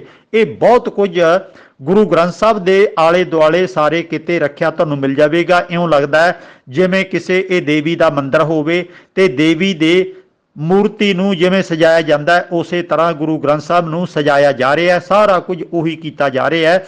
ਇਹਦੇ ਵਿੱਚ ਕੀ ਲਿਖਿਆ ਹੈ, ਇਹਦਾ ਉਪਦੇਸ਼ ਸਾਨੂੰ ਕੁਝ ਵੀ ਪਤਾ ਨਹੀਂ ਹੈ। ਆਓ ਮੱਥਾ ਟੇਕੋ, ਕੁਝ ਮਾਇਆ ਅਰਪਣ ਕਰੋ, ਕੜਾਹ ਪ੍ਰਸ਼ਾਦ ਲਓ ਤੇ ਘਰ ਨੂੰ ਜਾਓ। ਹੋਰ ਸਾਨੂੰ ਇੱਥੇ ਸਿੱਖਣ ਨੂੰ ਕੁਝ ਵੀ ਨਹੀਂ ਮਿਲਦਾ। ਸੋ ਗਿਆਨੀ ਗਿਆਨ ਸਿੰਘ ਨੇ ਲਿਖ ਦਿੱਤਾ ਕਿ ਗੁਰੂ ਗ੍ਰੰਥ ਜੀ ਮਾਨਿਓ ਪ੍ਰਗਟ ਗੁਰਾਂ ਕੀ ਦੇ, ਤੇ ਇਹ ਪ੍ਰਚਲਿਤ ਹੋ ਗਿਆ। ਫਿਰ ਇਸੇ ਤਰ੍ਹਾਂ ਰਾਜ ਕਰੇਗਾ ਖਾਲਸਾ, ਆਕੀ ਰਹੇ ਨਾ ਕੋਏ, ਖੁਆਰ ਹੋਏ ਸਭ ਮਿਲेंगे, ਬਚੇ ਸ਼ਰਨ ਜੋ ਹੋਏ। ਹੁਣ ਇਹ ਪ੍ਰਚਲਿਤਾਂ ਧਾਰਨਾਵਾਂ ਭਾਈ ਪ੍ਰਲਾਦ ਸਿੰਘ ਦੇ ਨਾਮ ਤੇ ਕਰ ਦਿੱਤੀਆਂ ਗਈਆਂ। ਖੁਆਰ ਹੋਰ ਕਿੰਨੇ ਕੁ ਹੋਵਾਂਗੇ? ਰਾਜ ਸਾਨੂੰ ਫਿਰ ਕਦੋਂ ਕੁ ਮਿਲੇਗਾ, ਕੋਈ ਤਰੀਕ ਨਿਸ਼ਚਿਤ ਹੈ ਨਹੀਂ। ਇਹ ਕੇਵਲ ਅਟਕਲ ਪੱਚੂ ਕਿਸੇ ਨੇ ਕਵਿਤਾਵਾਂ ਦੇ ਵਿੱਚ ਪਾਏ ਹੋਏ ਨੇ। ਅਸੀਂ ਇਹਨਾਂ ਨੂੰ ਸੱਚ ਮੰਨ ਲਿਆ। ਇਹ ਰਾਜ ਕਿਤੇ ਗੱਲਾਂ ਬਾਤਾਂ ਨਾਲ ਤੇ ਅਰਦਾਸਾਂ ਨਾਲ ਨਹੀਂ ਆਇਆ ਕਰਦਾ। ਰਾਜ ਸਿਆਣਪ ਨਾਲ, ਅਕਲ ਨਾਲ, ਦੋ ਪੇਚਾਂ ਨਾਲ, ਨੀਤੀਆਂ ਨਾਲ ਰਾਜ ਆਉਂਦੇ ਨੇ। ਤੇ ਅਸੀਂ ਤਾਂ ਆਸ ਲਾਈ ਬੈਠੇ ਹਾਂ ਕਿ ਅਸੀਂ ਅਰਦਾਸ ਕਰ ਰਹੇ ਹਾਂ, ਦੋਹਰੇ ਪੜ੍ਹ ਰਹੇ ਹਾਂ, ਤੇ ਸਾਰੀਆਂ ਖੁਸ਼ੀਆਂ ਸਾਨੂੰ ਆਪਣੇ ਆਪ ਹੀ ਨਸੀਬ ਹੋ ਜਾਣਗੀਆਂ। ਸਾਰੀਆਂ ਖੁਸ਼ੀਆਂ ਝੋਲੀ 'ਚ ਪੈ ਜਾਣਗੀਆਂ, ਕਿਉਂਕਿ ਅਸੀਂ ਇਹ ਦੋਹਰੇ ਪੜ੍ਹ ਲਏ, ਅਸੀਂ ਗੁਰਬਾਣੀ ਦਾ ਪਾਠ ਕਰ ਲਿਆ, ਅਸੀਂ ਅਰਦਾਸ ਕਰ ਲਈ, ਹੁਣ ਸਾਰਾ ਕੁਝ ਸਾਡੇ ਕੋਲੇ ਆ ਹੀ ਜਾਣਾ। ਤੋ ਇਹ ਜਿਹੜੇ ਦੋਹਰੇ ਨੇ, ਇਹਨਾਂ ਦੀ ਕੋਈ ਬਹੁਤ ਜ਼ਿਆਦਾ ਕੀਮਤ ਨਹੀਂ ਹੈ। ਪੜ੍ਹਦੇ ਹਾਂ ਪਰੰਪਰਾ ਦੇ ਮੁਤਾਬਕ, ਪਰ ਸਾਡੇ ਵਾਸਤੇ ਸਭ ਤੋਂ ਉੱਤਮ ਗੁਰਬਾਣੀ ਹੈ। ਗੁਰਬਾਣੀ ਵੀ ਸਾਡੀ ਜ਼ਿੰਦਗੀ 'ਚ ਲਾਗੂ ਹੋਵੇ। ਗੁਰਬਾਣੀ ਜਿਹੜਾ ਕੋਈ ਸਾਨੂੰ ਕਰਨ ਵਾਸਤੇ ਕਹਿੰਦੀ ਹੈ, ਉਹ ਅਸੀਂ ਕੰਮ ਕਰੀਏ। ਇੱਥੇ ਤਾਂ ਗੁਰਬਾਣੀ ਨੂੰ ਕੇਵਲ ਵਿਚਕਾਰ ਰੱਖਿਆ ਜਾ ਰਿਹਾ ਹੈ, ਇਹਦੀ ਪੂਜਾ ਤਾਂ ਕੀਤੀ ਜਾ ਰਹੀ ਹੈ, ਪਰ ਗੁਰੂ ਗ੍ਰੰਥ ਸਾਹਿਬ ਦੀ ਗੱਲ ਨਹੀਂ ਮੰਨੀ ਜਾ ਰਹੀ। ਕੋਈ ਵਿਰਲਾ ਇਨਸਾਨ ਹੋਵੇਗਾ ਜਿਹੜਾ ਇਹਨੂੰ ਸਮਝ ਕੇ ਇਹਦੇ ਅਨੁਸਾਰ ਜ਼ਿੰਦਗੀ ਬਤੀਤ ਕਰਦਾ ਹੈ, ਨਹੀਂ ਤਾਂ ਗੁਰੂ ਗ੍ਰੰਥ ਸਾਹਿਬ ਨੂੰ ਕਮਾਈ ਦਾ ਸਾਧਨ ਬਣਾਇਆ ਹੋਇਆ ਹੈ। ਰਸਮਾਂ ਪੂਰਤੀਆਂ ਕੀਤੀਆਂ ਜਾ ਰਹੀਆਂ ਨੇ। ਇਹਦੇ ਹੁਕਮ ਨੂੰ ਮੰਨਣ ਤੋਂ ਲਗਭਗ ਸਾਰੇ ਹੀ, ਸਮੇਤ ਪੁਜਾਰੀਆਂ ਦੇ, ਸਮੇਤ ਵੱਡੇ ਅਹੁਦੇਦਾਰਾਂ ਦੇ, ਸਮੇਤ ਪ੍ਰਚਾਰਕਾਂ ਦੇ, ਉਹ ਦੂਜਿਆਂ ਨੂੰ ਉਪਦੇਸ਼ ਤਾਂ ਕਰੀ ਜਾਂਦੇ ਨੇ, ਪਰ ਆਪਣੀ ਜ਼ਿੰਦਗੀ 'ਚ ਕੋਈ ਵਿਰਲਾ ਹੀ ਲਾਗੂ ਕਰਦਾ ਹੈ, ਨਹੀਂ ਤਾਂ ਸਾਰੇ ਇਹਦੇ ਤੋਂ ਕਮਾਈ ਤਾਂ ਬਹੁਤ ਕਰਦੇ ਨੇ, ਪਰ ਆਪਣੀ ਜ਼ਿੰਦਗੀ 'ਚ ਇਹਨੂੰ ਢਾਲਦੇ ਨਹੀਂ, ਉਤਾਰਦੇ ਨਹੀਂ। ਨੰਬਰ 134 ਭਾਈ ਪ੍ਰਲਾਦ ਸਿੰਘ ਖਾਲਸਾ ਆਨੰਦਪੁਰ ਤੋਂ ਸਵਾਲ ਪੁੱਛਦੇ ਨੇ, ਕੁੰਭੇ ਬੱਧਾ ਜਲ ਰਹਾ, ਜਲ ਬਿਨ ਕੁੰਭ ਨਾ ਹੋਏ, ਗਿਆਨ ਕਾ ਬੱਧਾ ਮਨ ਰਹਾ, ਗੁਰ ਬਿਨ ਗਿਆਨ ਨਾ ਹੋਏ। ਜੇ ਗਿਆਨ ਗੁਰੂ ਹੈ ਤਾਂ ਗੁਰੂ ਤੋਂ ਬਿਨਾਂ ਗਿਆਨ ਨਹੀਂ ਮਿਲਦਾ। ਇਸ ਦਾ ਕੀ ਭਾਵ ਹੈ, ਜਰਾ ਸਮਝਾਉਣ ਦੀ ਖੇਚਲ ਕਰੋ। ਗੁਰੂ ਪਿਆਰ ਵਾਲਿਓ, ਸਾਡੇ ਸਾਹਮਣੇ ਗੁਰੂ ਨਾਨਕ ਸਾਹਿਬ ਨੇ ਇੱਕ ਗੁੰਝਲ ਰੱਖੀ ਹੈ ਕਿ ਇਸ ਗੁੰਝਲ ਨੂੰ ਸਮਝਣ ਦਾ ਉਪਰਾਲਾ ਕਰੋ। ਸਾਰੀਆਂ ਚੀਜ਼ਾਂ ਇੱਕ ਦੂਜੇ ਤੇ ਨਿਰਭਰ ਨੇ, ਇੱਕ ਦੂਜੇ ਦੀ ਸਹਾਇਤਾ ਕਰਦੀਆਂ ਨੇ ਤੇ ਕਈ ਵਾਰੀ ਇੱਕ ਦੂਜੇ ਦਾ ਨੁਕਸਾਨ ਵੀ ਕਰ ਜਾਂਦੀਆਂ ਨੇ। ਸੋਚਣਾ ਅਸੀਂ ਹੈ, ਕੰਮ ਅਸੀਂ ਉਹਨਾਂ ਤੋਂ ਲੈਣਾ ਹੈ ਕਿ ਇਸ ਚੀਜ਼ ਨੂੰ ਕਿਵੇਂ ਵਰਤਣਾ ਹੈ, ਇਹਦੇ ਤੋਂ ਕੀ ਕੰਮ ਅਸੀਂ ਲੈ ਸਕਦੇ ਹਾਂ। ਇੱਥੇ ਗੁਰੂ ਨਾਨਕ ਸਾਹਿਬ ਕਹਿੰਦੇ ਨੇ ਕੁੰਭੇ ਬੱਧਾ ਜਲ ਰਹਾ। ਕੁੰਭ ਕਹਿੰਦੇ ਨੇ ਘੜੇ ਨੂੰ। ਭਾਈ ਜੇ ਪਾਣੀ ਰੱਖਣਾ ਹੋਵੇ ਤਾਂ ਉਹਨਾਂ ਸਮਿਆਂ 'ਚ ਭਾਂਡਾ ਘੜਾ ਰੂਪ ਹੀ ਸੀ, ਭਾਵ ਕਿ ਮਿੱਟੀ ਦੇ ਹੀ ਭਾਂਡੇ ਸਭ ਤੋਂ ਜ਼ਿਆਦਾ ਵਰਤੋਂ ਵਿੱਚ ਆਉਂਦੇ ਸੀ। ਅੱਜ ਵਾਂਗੂ ਪਿੱਤਲ ਦੇ, ਕਾਂਸ਼ੀ ਦੇ, ਤਾਂਬੇ ਦੇ, ਲੋਹੇ ਦੇ ਭਾਂਡੇ ਹਾਲੇ ਇੰਨੇ ਪ੍ਰਚਲਿਤ ਨਹੀਂ ਸੀ, ਕਿਉਂਕਿ ਇਹਨਾਂ ਨੂੰ ਢਾਲਣਾ, ਬਣਾਉਣਾ, ਕਾਰਖਾਨਿਆਂ ਦੇ ਵਿੱਚ ਵਧੀਆ ਸ਼ੇਪ ਦੇਣੀ ਹਾਲੀ ਇਹ ਪ੍ਰਚਲਿਤ ਨਹੀਂ ਹੋਈ ਸੀ। ਮਸ਼ੀਨਾਂ ਵਗੈਰਾ ਉਦੋਂ ਨਹੀਂ ਹੁੰਦੀਆਂ ਸੀ ਤੇ ਇਹਨਾਂ ਨੂੰ ਉਧਰ ਤੇ ਉਧਰ ਪਹੁੰਚਾਉਣ ਦੇ, ਬਣਾਉਣ ਦੇ ਸਾਰੇ ਸਾਧਨ ਨਹੀਂ ਹੈਗੇ ਸੀ। ਗੁਰੂ ਸਾਹਿਬ ਸਾਨੂੰ ਉਹ ਚੀਜ਼ ਦੱਸ ਰਹੇ ਨੇ ਜਿਹੜੀ ਉਦੋਂ ਪ੍ਰਚਲਿਤ ਸੀ। ਘੜਾ ਹੈ ਜਿਹੜਾ, ਇਹਦੇ ਵਿੱਚ ਹੀ ਪਾਣੀ ਸੰਭਾਲ ਕੇ ਰੱਖਿਆ ਜਾਂਦਾ, ਕਿਉਂਕਿ ਪਾਣੀ ਨੂੰ ਤਰਲ ਪਦਾਰਥ ਹੈ, ਉਸ ਤਰ੍ਹਾਂ ਤਾਂ ਸਾਂਭਿਆ ਨਹੀਂ ਜਾਂਦਾ। ਕੱਪੜੇ ਦੇ ਵਿੱਚ ਰਹਿਣਾ ਕੋਈ ਨਹੀਂ, ਉਹਨੇ ਲੀਕ ਕਰ ਜਾਣਾ ਹੈ। ਕਾਗਜ਼ ਦੇ ਵਿੱਚ ਰਹਿਣਾ ਕੋਈ ਨਹੀਂ, ਉਹਨੇ ਕਾਗਜ਼ ਨੇ ਫਟ ਜਾਣਾ ਹੈ। ਤੇ ਇਸੇ ਤਰ੍ਹਾਂ ਕਿੰਨੇ ਸਾਰੀਆਂ ਹੋਰ ਚੀਜ਼ਾਂ ਨੇ, ਉਹਨਾਂ 'ਚ ਪਾਣੀ ਨਹੀਂ ਟਿਕਦਾ। ਕਿਸੇ ਠੋਸ ਬਰਤਨ ਦੇ ਵਿੱਚ ਹੀ ਪਾਣੀ ਸਾਂਭਿਆ ਜਾ ਸਕਦਾ ਹੈ। ਕੁੰਭੇ ਬੱਧਾ ਜਲ ਰਹਾ, ਇਹ ਤਾਂ ਹੋ ਗਿਆ ਪਹਿਲਾ ਹਿੱਸਾ। ਪਰ ਜਲ ਬਿਨ ਕੁੰਭ ਨਾ ਹੋਏ, ਪਾਣੀ ਤੋਂ ਬਿਨਾਂ ਘੜਾ ਵੀ ਬਣਦਾ ਨਹੀਂ। ਇੱਥੇ ਗੁੰਝਲ ਹੈ ਜਿਹੜੀ ਸਮਝਣੀ ਬਹੁਤ ਜ਼ਰੂਰੀ ਹੈ। ਜਦੋਂ ਮਿੱਟੀ ਘੁਮਿਆਰ ਨੇ ਤਿਆਰ ਕੀਤੀ, ਉਦੋਂ ਉਸ ਮਿੱਟੀ ਨੂੰ ਤਿਆਰ ਕਰਨ ਵਾਸਤੇ ਪਹਿਲਾਂ ਬਰੀਕ ਕੀਤਾ, ਪੀਸ ਲਈ, ਉਹਨੂੰ ਕੁੱਟ ਲਿਆ। ਬਹੁਤ ਸੋਹਣੀ ਚੰਗੀ ਚੀਕਣੀ ਮਿੱਟੀ ਲਿਆ ਕੇ ਘੁਮਿਆਰ ਨੇ ਉਹਦੇ ਵਿੱਚ ਫਿਰ ਪਾਣੀ ਪਾਇਆ, ਕਿਉਂਕਿ ਪਾਣੀ ਤੋਂ ਬਿਨਾਂ ਮਿੱਟੀ ਨੂੰ ਗੁੰਨਿਆ ਨਹੀਂ ਜਾ ਸਕਦਾ, ਉਹਨੂੰ ਤਰਤੀਬ ਨਹੀਂ ਦਿੱਤੀ ਜਾ ਸਕਦੀ ਜੋ ਤਰਤੀਬ ਘੜਾ ਅਤੇ ਹੋਰ ਭਾਂਡੇ ਬਣਾਉਣ ਵਾਸਤੇ ਦਿੱਤੀ ਜਾਣੀ ਚਾਹੀਦੀ ਹੈ। ਉਹਨੂੰ ਗਾਰਾ ਬਣਾ ਕੇ ਹੀ ਤਰਤੀਬ ਦਿੱਤੀ ਜਾ ਸਕਦੀ ਹੈ ਤੇ ਗਾਰਾ ਮਿੱਟੀ ਦੇ ਵਿੱਚ ਪਾਣੀ ਮਿਲਾਉਣ ਨਾਲ ਬਣਦਾ ਹੈ। ਗੁਰੂ ਸਾਹਿਬ ਕਹਿ ਰਹੇ ਨੇ ਜਦੋਂ ਘੜੇ ਨੂੰ ਬਣਾਇਆ ਗਿਆ ਸੀ ਉਦੋਂ ਪਾਣੀ ਪਾਇਆ ਗਿਆ ਸੀ। ਪਾਣੀ ਤੋਂ ਬਿਨਾਂ ਘੜਾ ਨਹੀਂ ਬਣਦਾ ਤੇ ਘੜੇ ਤੋਂ ਬਿਨਾਂ ਪਾਣੀ ਨਹੀਂ ਰਹਿੰਦਾ। ਦੋਵਾਂ ਦਾ ਤਾਲਮੇਲ ਗੁਰੂ ਨਾਨਕ ਸਾਹਿਬ ਨੇ ਉਦਾਹਰਣ ਦੇ ਤੌਰ ਤੇ ਇੱਥੇ ਸਮਝਾਇਆ ਤਾਂ ਕਿ ਅਸੀਂ ਆਪਣੇ ਦਿਮਾਗ ਦੀ ਵਰਤੋਂ ਕਰਨੀ ਸਿੱਖ ਜਾਈਏ।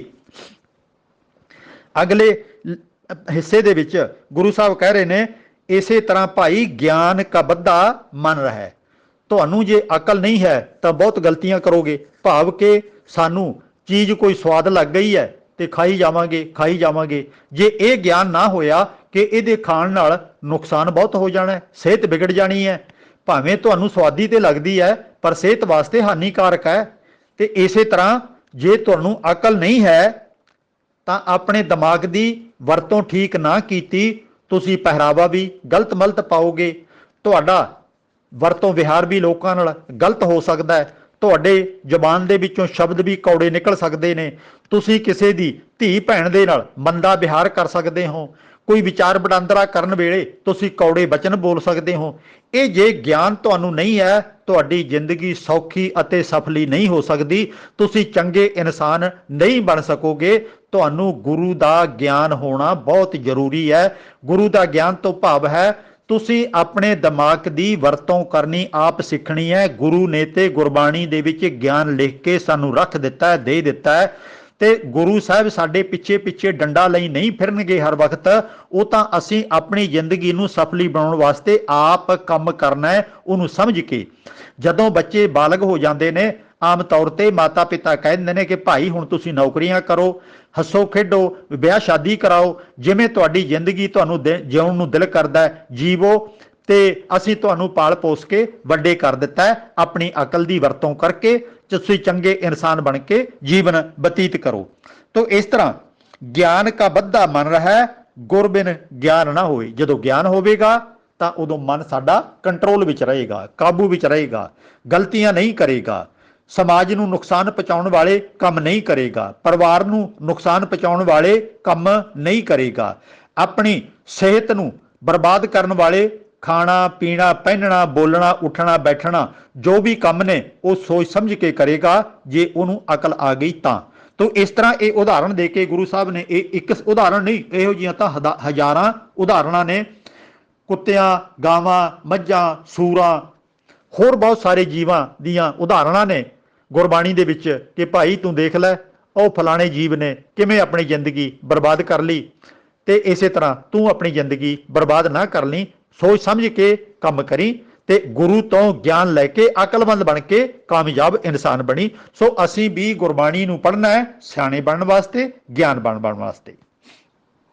ਸਵਾਲ ਨੰਬਰ 135 ਭਾਈ ਪ੍ਰਲਾਦ ਸਿੰਘ ਆਨੰਦਪੁਰ ਤੋਂ ਪੁੱਛਦੇ ਨੇ, ਪੋਥੀ ਪਰਮੇਸ਼ਰ ਕਾ ਥਾਨ, ਇਹਦੇ ਕੀ ਭਾਵ ਨੇ? ਪੋਥੀ ਨੂੰ ਪਰਮੇਸ਼ਰ ਦਾ ਥਾਨ ਕਿਉਂ ਆਖਿਆ? ਇਹਦਾ ਧਿਆਨ ਦੇਣ ਦੀ ਬਹੁਤ ਜ਼ਰੂਰਤ ਹੈ ਕਿ ਸਾਨੂੰ ਪੋਥੀ ਦੇ ਰਾਹੀਂ, ਗੁਰੂ ਗ੍ਰੰਥ ਸਾਹਿਬ ਦੇ ਰਾਹੀਂ, ਗੁਰਬਾਣੀ ਦੇ ਰਾਹੀਂ ਬਹੁਤ ਗਿਆਨ ਗੁਰੂ ਸਾਹਿਬ ਨੇ ਦਿੱਤਾ ਹੈ। ਇਉਂ ਕਹਿ ਲਈਏ ਸਰਬ ਪੱਖੀ ਵਿਕਾਸ ਦੇ ਰਾਹ ਤੋਰਨ ਵਾਸਤੇ, ਸਾਨੂੰ ਅਕਲਮੰਦ ਬਣਾਉਣ ਵਾਸਤੇ, ਸਾਨੂੰ ਪਰਉਪਕਾਰੀ ਬਣਾਉਣ ਵਾਸਤੇ, ਬਹਾਦਰ ਬਣਾਉਣ ਵਾਸਤੇ ਇਹ ਵਿੱਦਿਆ ਦਾ ਖਜ਼ਾਨਾ ਸਾਡੇ ਵਿਚਕਾਰ ਰੱਖ ਦਿੱਤਾ। ਹੁਣ ਇੱਥੇ ਸਵਾਲ ਇਹ ਹੈ ਕਿ ਗੁਰੂ ਸਾਹਿਬ ਨੇ ਇੰਨੀ ਮਹਾਨਤਾ ਇਹਨੂੰ ਕਿਉਂ ਦਿੱਤੀ? ਹੋਰ ਤਾਂ ਗੱਲਾਂ ਬਹੁਤ ਸਾਰੀਆਂ ਨੇ ਦੱਸਣ ਵਾਲੀਆਂ, ਸੰਖੇਪ ਸਮੇਂ ਦੇ ਵਿੱਚ ਬਿਆਨ ਕਰਨਾ ਸਾਰਾ ਕੁਝ ਸੰਭਵ ਨਹੀਂ ਹੈ, ਪਰ ਨਿਚੋੜ ਸਾਰ ਤੱਤ ਇਹ ਹੈ ਕਿ ਅੱਜ ਤੋਂ ਲਗਭਗ 400 ਸਵਾ 400 ਸਾਲ ਪਹਿਲਾਂ ਜਦੋਂ ਗੁਰੂ ਅਰਜਨ ਸਾਹਿਬ ਨੇ ਇਸ ਪਾਵਨ ਗੁਰਬਾਣੀ ਨੂੰ ਸਾਡੇ ਵਿਚਕਾਰ ਸੰਪਾਦਿਤ ਕਰਕੇ, ਰਾਗਬੱਧ ਕਰਕੇ, ਤਰਤੀਬ ਦੇ ਕੇ ਸਾਡੇ ਸਾਹਮਣੇ ਰੱਖ ਦਿੱਤਾ, ਸਿੱਖਾਂ ਨੂੰ ਬਾਣੀ ਪੜ੍ਹਨ ਦਾ ਹੁਕਮ ਦੇ ਦਿੱਤਾ, ਤਾਂ ਉਦੋਂ ਨਾ ਸਕੂਲ ਸਨ, ਨਾ ਕਾਲਜ ਸਨ, ਨਾ ਅੱਜ ਵਰਗੇ ਕੋਈ ਹੋਰ ਸਾਧਨ ਸਨ ਵਿੱਦਿਆ ਦੇ। ਅਨਪੜ੍ਹਤਾ ਦਾ ਜ਼ਮਾਨਾ ਸੀ, ਪਸ਼ੂਆਂ ਵਰਗੀ ਜ਼ਿੰਦਗੀ ਲੋਕੀ ਜਿਉ ਰਹੇ ਸਨ। ਇੱਕੋ ਇੱਕ ਗੁਰਮਤ ਸੀ, ਗੁਰਬਾਣੀ ਸੀ, ਗੁਰੂ ਸਾਹਿਬ ਵੱਲੋਂ ਬੇਅੰਤ ਮਿਹਨਤ ਕਰਕੇ ਗਿਆਨ ਦਾ ਖਜ਼ਾਨਾ ਸਾਡੇ ਸਾਹਮਣੇ ਰੱਖਿਆ ਸੀ, ਉਸ ਨੂੰ ਪੋਥੀ ਕਿਹਾ ਜਾਂਦਾ ਸੀ। ਤੇ ਭਾਵੇਂ ਅੱਜ ਅਸੀਂ ਉਹਨੂੰ ਗੁਰੂ ਗ੍ਰੰਥ ਸਾਹਿਬ ਕਹਿ ਰਹੇ ਹਾਂ, ਤੇ ਬਾਕੀ ਵੀ ਸਾਰੀ ਦੁਨੀਆ ਦੇ ਵਿੱਚ ਜਿਹੜੀਆਂ ਧਰਮ ਪੁਸਤਕਾਂ ਹੀ ਉਹਨਾਂ ਦੀ ਅਗਵਾਈ ਕਰਦੀਆਂ ਸੀ, ਬਾਕੀ ਵਿੱਦਿਆ ਦਾ ਉਹਨਾਂ ਜ਼ਮਾਨਿਆਂ 'ਚ ਨਾਮੋ ਨਿਸ਼ਾਨ ਨਹੀਂ ਸੀ। ਅਸੀਂ ਤਾਂ ਇੱਕ ਪੰਕਤੀ ਇਹ ਲੈ ਲਈ ਹੈ ਤੇ ਇੱਕ ਪੰਕਤੀ ਨੂੰ ਪੋਥੀ ਪਰਮੇਸ਼ਰ ਕਾ ਥਾਨ ਕਹਿ ਕੇ ਇਹਦੀ ਪੂਜਾ ਕਰਨੀ ਸ਼ੁਰੂ ਕਰ ਦਿੱਤੀ ਹੈ, ਜਿਵੇਂ ਕਿ ਰੱਬ ਇਹਦੇ ਵਿੱਚ ਬੈਠਾ ਹੋਵੇ। ਕਿਉਂਕਿ ਸਾਡੇ ਲੋਕਾਂ ਦੇ ਵਿੱਚ ਇਹ ਇੱਕ ਪਰੰਪਰਾ ਬਣ ਗਈ ਹੈ ਕਿ ਜਿਸ ਧਰਤੀ ਦੀ, ਜਿਸ ਰੁੱਖ ਦੀ, ਜਿਸ ਪੋਥੀ ਦੀ, ਚੋਲੇ ਕੱਪੜੇ ਦੀ, ਕਿਸੇ ਹੋਰ ਨਿਸ਼ਾਨੀ ਦੀ ਜਦੋਂ ਪ੍ਰਸ਼ੰਸਾ ਦੇ ਪੁਲ ਬੰਨ੍ਹ ਦਿੱਤੇ ਜਾਣ, ਆਮ ਲੋਕੀ ਉਹਨੂੰ ਸੱਚ ਮੰਨ ਲੈਂਦੇ ਨੇ ਤੇ ਸੱਚ ਮੰਨ ਕੇ ਉਹਦੀ ਪੂਜਾ ਕਰਨ ਲੱਗ ਪੈਂਦੇ ਨੇ। ਹੁਣ ਰੁੱਖਾਂ ਦੀ ਪੂਜਾ ਦੇ ਵਿੱਚੋਂ ਕੋਈ ਗਿਆਨ ਤਾਂ ਮਿਲਣਾ ਕੋਈ ਨਹੀਂ, ਮੜੀਆਂ ਦੀ ਕਬਰਾਂ ਦੀ ਪੂਜਾ ਦੇ ਵਿੱਚੋਂ ਗਿਆਨ ਤਾਂ ਮਿਲਣਾ ਕੋਈ ਨਹੀਂ, ਤੇ ਗੁਰੂ ਗ੍ਰੰਥ ਸਾਹਿਬ ਦੀ ਪੂਜਾ ਦੇ ਵਿੱਚੋਂ ਵੀ ਗਿਆਨ ਕੋਈ ਨਹੀਂ ਮਿਲਣਾ। ਅਸੀਂ ਬੇਅੰਤ ਲੰਮੇ ਸਮੇਂ ਤੋਂ ਪੂਜਾ ਕਰਦੇ ਆ ਰਹੇ ਹਾਂ, ਪਰ ਅਕਲਮੰਦ ਨਹੀਂ ਬਣ ਸਕੇ। ਗੁਰੂ ਗ੍ਰੰਥ ਸਾਹਿਬ ਨੂੰ ਮੱਥਾ ਟੇਕਣ ਵਾਲੇ ਅੱਜ ਤੱਕ ਜੁੱਤੀਆਂ ਨੂੰ ਮੱਥਾ ਟੇਕਦੇ ਵੀ ਵੇਖੇ ਜਾ ਸਕਦੇ ਨੇ, ਜੁੱਤੀਆਂ ਦੀ ਮਿੱਟੀ ਆਪਣੇ ਮੱਥੇ ਨੂੰ ਲਾਉਂਦੇ ਵੇਖੇ ਜਾ ਸਕਦੇ ਨੇ। ਪੈਰਾਂ ਦਾ ਮੈਲਾ ਪਾਣੀ ਜਦੋਂ ਗੁਰਦੁਆਰੇ ਜਾਂਦੇ ਨੇ, ਉਹ ਚੜਾ, ਉਹ ਗੰਦਾ ਪਾਣੀ ਤਰ੍ਹਾਂ ਤਰ੍ਹਾਂ ਦੇ ਇਲਾਕਿਆਂ ਚੋਂ, ਰਾਹਾਂ ਚੋਂ ਬੰਦਾ ਲੰਘ ਕੇ ਆਉਂਦਾ, ਉਹ ਪੈਰਾਂ ਵਾਲਾ ਗੰਦਾ ਪਾਣੀ ਅੰਮ੍ਰਿਤ ਸਮਝ ਕੇ ਉਹ ਪੀਂਦੇ ਵੇਖੇ ਜਾ ਸਕਦੇ ਨੇ। ਇਸ ਪੋਥੀ ਤੋਂ ਅਸੀਂ ਗਿਆਨ ਨਹੀਂ ਲਿਆ, ਕੇਵਲ ਇਹਦੀ ਪੂਜਾ ਕੀਤੀ ਹੈ ਤੇ ਲੋਕਾਂ ਨੂੰ ਪੂਜਾ ਕਰਨ ਦਾ ਉਪਦੇਸ਼ ਕੀਤਾ ਹੈ। ਪੁਜਾਰੀ ਉੱਤੇ ਚੌਂਕੜਾ ਮਾਰ ਕੇ ਬੈਠ ਗਿਆ, ਮਾਲਕ ਬਣ ਗਿਆ ਸਭ ਕਾਸੇ ਦਾ। ਕਿਤੇ ਪ੍ਰਧਾਨ ਆ ਗਏ ਨੇ, ਕਿਤੇ ਸਕੱਤਰ ਆ ਗਏ ਨੇ, ਬਹੁਤ ਕੁਝ ਪੁਜਾਰੀ ਤਬਕੇ ਦਾ ਇੱਕ ਜਾਲ ਫੈਲ ਗਿਆ। ਆਮ ਸਿੱਖ ਨੀਵੀਆਂ ਪਾ ਕੇ ਕੇਵਲ ਪ੍ਰਕਰਮਾ ਕਰ ਰਿਹਾ, ਪੋਥੀ ਸਾਹਿਬ ਦੀ ਮੱਥੇ ਟੇਕ ਰਿਹਾ, ਅੱਗੇ ਭੇਟਾ ਰੱਖ ਰਿਹਾ ਤੇ ਕਈ ਸੋਨਾ ਚੜਾ ਰਹੇ ਨੇ, ਬਹੁਤ ਕੁਝ ਇਹ ਹੋ ਰਿਹਾ। ਪੋਥੀ ਪਰਮੇਸ਼ਰ ਕਾ ਥਾਨ ਕਹਿ ਕੇ ਇਹਦੀ ਪੂਜਾ ਕਰਵਾਈ ਜਾ ਰਹੀ ਹੈ, ਪਰ ਇਹ ਵਿੱਦਿਆ ਦਾ ਖਜ਼ਾਨਾ ਸੀ। ਆਓ ਆਪਾਂ ਇਹ ਸਾਰੇ ਸ਼ਬਦ ਨੂੰ, ਪੋਥੀ ਪਰਮੇਸ਼ਰ ਕਾ ਥਾਨ ਜਿਹੜਾ 1226 ਪੰਨੇ ਤੇ ਗੁਰੂ ਗ੍ਰੰਥ ਸਾਹਿਬ ਦੇ ਵਿੱਚ ਦਰਜ ਹੈ, ਉਹਨੂੰ ਆਪਾਂ ਇੱਕ ਵਾਰੀ ਪੜ੍ਹ ਲਈਏ। ਪੋਥੀ ਪਰਮੇਸ਼ਰ ਕਾ ਥਾਨ, ਹੇ ਭਾਈ ਇਹ ਰੱਬ ਬਾਰੇ ਗਿਆਨ ਹੈ, ਕੁਦਰਤ ਬਾਰੇ ਗਿਆਨ ਹੈ, ਸਾਰਾ ਕੁਝ ਕੁਦਰਤ ਦੇ ਨਿਯਮਾਂ ਬਾਰੇ ਇਹਦੇ ਵਿੱਚੋਂ ਉਸ ਜ਼ਮਾਨੇ ਦੇ ਵਿੱਚ ਗੁਰੂ ਸਾਹਿਬ ਨੇ ਜਿੰਨਾ ਗਿਆਨ ਦੇ ਸਕਦੇ ਸੀ ਉਹ ਇਹਦੇ ਵਿੱਚ ਲਿਖ ਕੇ ਰੱਖ ਦਿੱਤਾ ਹੈ। ਸਾਧ ਸੰਗ ਗਾਵੈ ਗੁਣ ਗੋਬਿੰਦ ਪੂਰਨ ਬ੍ਰਹਮ ਗਿਆਨ। ਹੁਣ ਭਾਈ ਤੁਸੀਂ ਇਉਂ ਕਰਿਆ ਕਰੋ, ਅੱਗੇ ਸਕੂਲ ਕਾਲਜ ਤਾਂ ਹੈ ਨਹੀਂ ਸੀ, ਤੇ ਜਿਹੜੀ ਧਰਮ ਸਥਾਨ ਸੀ, ਧਰਮਸ਼ਾਲਾ ਸੀ, ਕਿਤੇ ਵੀ ਬੈਠਣ ਦੀ ਥਾਂ ਸੀ, ਉਹਦੇ ਬਾਰੇ ਗੁਰੂ ਸਾਹਿਬ ਕਹਿ ਰਹੇ ਨੇ ਤੁਸੀਂ ਰਲ ਮਿਲ ਕੇ ਜਾਤ ਪਾਤ ਨੂੰ ਨਾ ਮੰਨਿਓ, ਤੁਸੀਂ ਉੱਚੇ ਨੀਵੇਂ ਨੂੰ ਨਾ ਮੰਨਿਓ, ਕਿਸੇ ਨਾਲ ਨਫ਼ਰਤ ਨਾ ਕਰਿਓ, ਸਾਰੇ ਰਲ ਮਿਲ ਕੇ ਬੈਠੇ ਹੋ, ਫਿਰ ਤੁਸੀਂ ਪ੍ਰਭੂ ਪਰਮਾਤਮਾ ਦੇ ਗੁਣ ਗਾਇਓ, ਕੁਦਰਤ ਨੂੰ ਸਮਝਿਓ, ਇਹਦੇ ਵਿੱਚ ਜੋ ਗਿਆਨ ਦਾ ਉਪਦੇਸ਼ ਤੁਹਾਨੂੰ ਦਿੱਤਾ ਗਿਆ ਹੈ ਉਹਨੂੰ ਆਪਣੇ ਹਿਰਦੇ 'ਚ ਵਸਾਇਓ ਕਿ ਗੁਰੂ ਤੁਹਾਨੂੰ ਕੀ ਕਹਿ ਰਿਹਾ ਹੈ। ਸਾਧ ਸੰਗ ਗਾਵੈ ਗੁਣ ਗੋਬਿੰਦ ਪੂਰਨ ਬ੍ਰਹਮ ਗਿਆਨ। ਇਹ ਬ੍ਰਹਮ ਗਿਆਨੀ ਆਕਾਸ਼ 'ਚ ਨਹੀਂ ਬੈਠੇ, ਤੁਹਾਡੇ ਨਾਲੋਂ ਵੱਖਰੇ ਨਹੀਂ ਕਿਤੇ ਹੁੰਦੇ, ਤੁਸੀਂ ਹੀ ਬ੍ਰਹਮ ਗਿਆਨੀ ਹੋ, ਤੁਹਾਡੇ ਅੰਦਰ ਹੀ ਬ੍ਰਹਮ ਗਿਆਨ ਮੌਜੂਦ ਹੈ, ਕਿਤੇ ਤੁਸੀਂ ਇਹਦਾ ਗਿਆਨ ਹਾਸਲ ਕਰੋ ਤਾਂ ਸਹੀ। ਰਹਾਓ ਸਾਧਕ ਸਿੱਧ ਸਗਲ ਮੁਨ ਲੋਚੈ ਬਿਰਲੇ ਲਾਗੈ ਧਿਆਨ। ਬੜੇ ਸਾਧਕ ਸਾਧਨਾ ਕਰਨ ਵਾਲੇ ਸਿੱਧ ਯੋਗੀ ਬਹੁਤ ਲੋਚਦੇ ਨੇ ਕਿ ਸਾਡਾ ਮਾਣ ਹੋਵੇ, ਅਸੀਂ ਜੇਤੂ ਬਣੀਏ, ਅਸੀਂ ਆਰਥਿਕ ਪੱਖੋਂ ਮਜ਼ਬੂਤ ਹੋਈਏ, ਸਾਡੇ ਪਰਿਵਾਰ ਚੰਗੇ ਹੋਣ, ਸਾਡਾ ਦੇਸ਼ ਚੰਗਾ ਹੋਵੇ। ਇਹ ਚਾਹਨਾ ਤਾਂ ਬਹੁਤ ਕਰਦੇ ਨੇ ਪਰ ਕੰਮ ਕੋਈ ਨਹੀਂ ਕਰਦੇ, ਅਕਲਮੰਦ ਨਹੀਂ ਬਣਦੇ, ਗਿਆਨਵਾਨ ਨਹੀਂ ਬਣਦੇ, ਕੇਵਲ ਸਮਾਧੀਆਂ ਲਾ ਰਹੇ ਨੇ, ਕੇਵਲ ਜੰਗਲਾਂ 'ਚ ਜਾ ਰਹੇ ਨੇ, ਪੁੱਠੇ ਲਟਕ ਰਹੇ ਨੇ, ਜਲ ਧਾਰੇ ਕਰ ਰਹੇ ਨੇ, ਬਹੁਤ ਗਲਤ ਕੰਮ ਕਰ ਰਹੇ ਨੇ। ਗੁਰੂ ਸਾਹਿਬ ਕਹਿੰਦੇ ਨੇ ਇਹਦੀ ਮੈਨੂੰ ਲੋੜ ਨਹੀਂ ਹੈ। ਤੇ ਕੋਈ ਵਿਰਲਾ ਇਨਸਾਨ ਹੈ ਜਿਹੜਾ ਸੱਚਮੁੱਚ ਅਕਲਮੰਦ ਬਣਦਾ ਹੈ, ਗਿਆਨਵਾਨ ਬਣਦਾ ਹੈ, ਨਹੀਂ ਤਾਂ ਸਾਰੇ ਇਹਨਾਂ ਅਡੰਬਰਾਂ ਦੇ ਵਿੱਚ ਉਲਝੇ ਹੋਏ ਨੇ। ਜਿਸੈ ਕਿਰਪਾਲ ਹੋਏ ਮੇਰਾ ਸੁਆਮੀ ਪੂਰਨਤਾ ਕੋ ਕਾਮ। ਫਿਰ ਜਿਨ੍ਹਾਂ ਦੇ ਉੱਤੇ ਪ੍ਰਭੂ ਪਰਮਾਤਮਾ ਕਿਰਪਾ ਕਰਦਾ ਹੈ, ਕਿਰਪਾ ਤਾਂ ਸਾਰਿਆਂ ਤੇ ਕੀਤੀ ਹੋਈ ਹੈ, ਭਾਵ ਹੈ ਜਿਹੜੇ ਨੂੰ ਉਸ ਦੇ ਨਿਯਮ ਸਮਝ ਆ ਜਾਂਦੇ ਨੇ ਕਿ ਕੁਦਰਤ ਦੇ ਵਿੱਚ ਸਾਰਾ ਕੁਝ ਮੌਜੂਦ ਹੈ, ਸ੍ਰਿਸ਼ਟੀ ਦੇ ਉੱਤੇ, ਧਰਤੀ ਦੇ ਉੱਤੇ ਸਾਰਾ ਕੁਝ ਮੌਜੂਦ ਹੈ, ਇਹਦੀ ਵਰਤੋਂ ਕਿਵੇਂ ਕਰਨੀ ਹੈ। ਹੁਣ ਸੋਨਾ ਕਿਤੋਂ ਆਕਾਸ਼ ਚੋਂ ਨਹੀਂ ਆਉਣਾ, ਧਰਤੀ ਦੇ ਵਿੱਚ ਹੀ ਪਿਆ, ਕੋਲਾ ਕਿਤੋਂ ਹੋਰ ਚੱਲ ਕੇ ਨਹੀਂ ਆਉਣਾ, ਇੱਥੇ ਹੀ ਪਿਆ, ਤੇਲ ਪੈਟਰੋਲ ਆਦਿਕ ਧਰਤੀ ਦੇ ਵਿੱਚ ਹੀ ਮੌਜੂਦ ਹੈ। ਇਹਨਾਂ ਚੀਜ਼ਾਂ ਦੀ ਵਰਤੋਂ ਕਰਕੇ ਆਪਾਂ ਸੁੱਖ ਸਹੂਲਤਾਂ ਲੈਣੀਆਂ ਨੇ, ਨਾ ਕਿ ਹੱਥ ਬੰਨ੍ਹ ਕੇ ਬਹਿ ਜਾਣਾ ਕਿ ਰੱਬ ਕਿਤੋਂ ਆਕਾਸ਼ ਚੋਂ ਸੁੱਟੂਗਾ ਇਹ ਸੁੱਖ ਸਹੂਲਤਾਂ ਤੇ ਅਸੀਂ ਖੁਸ਼ੀਆਂ ਮਾਣਾਂਗੇ, ਮੌਜਾਂ ਕਰਾਂਗੇ, ਸਾਨੂੰ ਕੋਈ ਕੰਮ ਨਹੀਂ ਕਰਨਾ ਪਵੇਗਾ। ਗੁਰੂ ਸਾਹਿਬ ਤਾਂ ਸਾਫ਼ ਕਹਿ ਰਹੇ ਨੇ, ਜਿਸੈ ਕਿਰਪਾਲ ਹੋਏ ਮੇਰਾ ਸੁਆਮੀ ਪੂਰਨਤਾ ਕੋ ਕਾਮ। ਉਹ ਕਿਰਪਾਲਤਾ ਹੋ ਚੁੱਕਿਆ ਤੇ ਆਪਣੇ ਕਾਰਜ ਪੂਰੇ ਕਰਨੇ ਨੇ ਅਕਲ ਨਾਲ, ਹਿੰਮਤ ਹੌਸਲੇ ਨਾਲ। ਜਾਂ ਕੈ ਹਿਰਦੈ ਬਸੈ ਪੈ ਪੰਜਨ ਤਿਸ ਲਾਗੈ ਤਿਸ ਜਾਣੈ ਸਗਲ ਜਹਾਨ। ਜਿਨ੍ਹਾਂ ਦੇ ਇਹ ਗੁਣ ਹਿਰਦੇ 'ਚ ਵਸ ਜਾਂਦੇ ਨੇ ਉਹ ਸਾਰੀ ਦੁਨੀਆ 'ਚ ਪ੍ਰਗਟ ਹੋ ਜਾਂਦੇ ਨੇ, ਹਰ ਕੋਈ ਉਹਨਾਂ ਨੂੰ ਜਾਣਦਾ ਹੈ, ਉਹਨਾਂ ਦਾ ਆਦਰ ਕਰਦਾ ਹੈ, ਉਹ ਰਾਜ ਕਰਦੇ ਨੇ, ਉਹ ਬਹਾਦਰ ਬਣਦੇ ਨੇ, ਉਹ ਯੋਧੇ ਹੁੰਦੇ ਨੇ, ਸਾਰੇ ਜ਼ਿੰਦਗੀ ਦੇ ਪਹਿਲੂ ਉਹਨਾਂ ਨੂੰ ਪਤਾ ਹੁੰਦਾ ਹੈ ਤੇ ਉਹ ਜੇਤੂਆਂ ਦੀ ਨਿਆਈ ਸਮਾਜ ਦੇ ਵਿੱਚ ਵਿਚਰਦੇ ਨੇ, ਉਹਨਾਂ ਦੇ ਹਰ ਥਾਂ ਤੇ ਆਦਰਮਾਨ ਹੁੰਦੇ ਨੇ। ਗੁਰੂ ਸਾਹਿਬ ਤਾਂ ਸਾਫ਼ ਕਹਿ ਰਹੇ ਨੇ, ਜਾਂ ਕੈ ਹਿਰਦੈ ਬਸੈ ਭੈ ਭੰਜਨ। ਜਿਹੜਾ ਆਪ ਪਰਮਾਤਮਾ ਡਰ ਦੇ ਵਿੱਚ ਨਹੀਂ ਹੈ ਤਾਂ ਉਹਦੇ ਸੇਵਕ ਵੀ ਨਿਡਰ ਹੋ ਕੇ ਜ਼ਿੰਦਗੀ ਬਤੀਤ ਕਰਨਗੇ। ਤਿਸ ਜਾਣੈ ਸਗਲ ਜਹਾਨ, ਉਹਨੂੰ ਸਾਰੀ ਦੁਨੀਆ ਫਿਰ ਜਾਣਦੀ ਹੈ। ਖਿਨ ਪਲ ਬਿਸਰ ਨਹੀਂ ਮੇਰੇ ਕਰਤੇ ਇਹ ਨਾਨਕ ਮੰਗੈ ਦਾਨ। ਉਹ ਉੱਚੇ ਗੁਣਾਂ ਵਾਲਾ ਪਰਮਾਤਮਾ, ਉਹ ਇੱਕ ਪਲ ਵੀ ਮਨੁੱਖ ਨੂੰ ਵਿਸਰ ਨਾ ਜਾਵੇ, ਜਿਨੇ ਸਾਰੇ ਇਸ ਸਮਾਜ ਨੂੰ ਸਿਰਜਿਆ, ਕਾਇਨਾਤ ਨੂੰ ਬਣਾਇਆ, ਉਹ ਮੇਰੇ ਹਿਰਦੇ 'ਚ ਵਸਿਆ ਰਵੇ। ਮੈਂ ਇਹੋ ਹੀ ਦਾਨ ਮੰਗਦਾ ਤੇ ਉਸ ਹਿਰਦੇ 'ਚ ਵਸੇ ਗਿਆਨ ਨੂੰ ਪ੍ਰਾਪਤ ਕਰਕੇ ਉਹਦੀ ਵਰਤੋਂ ਕਰਕੇ ਅਸੀਂ ਸਮਾਜ ਦੇ ਵਿੱਚ ਜੋ ਜੋ ਲੋੜਾਂ ਨੇ ਉਹਨਾਂ ਨੂੰ ਪੂਰੀਆਂ ਕਰਨ ਯੋਗੇ ਬਣੀਏ, ਚੰਗੇ ਇਨਸਾਨ ਬਣੀਏ, ਗੁਣਵਾਨ ਬਣੀਏ, ਵਿਕਾਰਾਂ ਨੂੰ ਤਿਆਗੀਏ, ਜੋ ਗੁਰਬਾਣੀ ਕਹਿੰਦੀ ਹੈ ਉਹਦੇ ਅਨੁਸਾਰ ਜ਼ਿੰਦਗੀ ਬਤੀਤ ਕਰੀਏ। ਅੱਜ ਅਸੀਂ ਮੱਥੇ ਤਾਂ ਬਹੁਤ ਟੇਕਦੇ ਹਾਂ, ਗੁਰੂ ਗ੍ਰੰਥ ਸਾਹਿਬ ਨੂੰ ਵੀ ਦੇਵੀਆਂ ਦੀ ਵਾਂਗੂ ਕੇਵਲ ਪੂਜਾ ਕਰਦੇ ਹਾਂ, ਜਿਵੇਂ ਕਿਸੇ ਦੇਵੀ ਦੀ ਮੂਰਤੀ ਤੇ ਬਹੁਤ ਸਾਰੇ ਤਰ੍ਹਾਂ ਤਰ੍ਹਾਂ ਦੇ ਰੰਗ ਬਰੰਗੇ ਕੱਪੜੇ ਚੜਾਏ ਜਾਂਦੇ ਨੇ, ਸੋਨੇ ਨਾਲ ਚਮਕਦਾਰ ਚੀਜ਼ਾਂ ਨਾਲ ਉਹਨਾਂ ਦੀ ਕਢਾਈ ਕੀਤੀ ਹੁੰਦੀ ਹੈ, ਹੋਰ ਬੇਅੰਤ ਪਦਾਰਥ ਦੇਵੀਆਂ ਦੇ ਮੰਦਰਾਂ 'ਚ ਮੂਰਤੀਆਂ ਤੇ ਚੜਾਇਆ ਜਾਂਦਾ ਹੈ।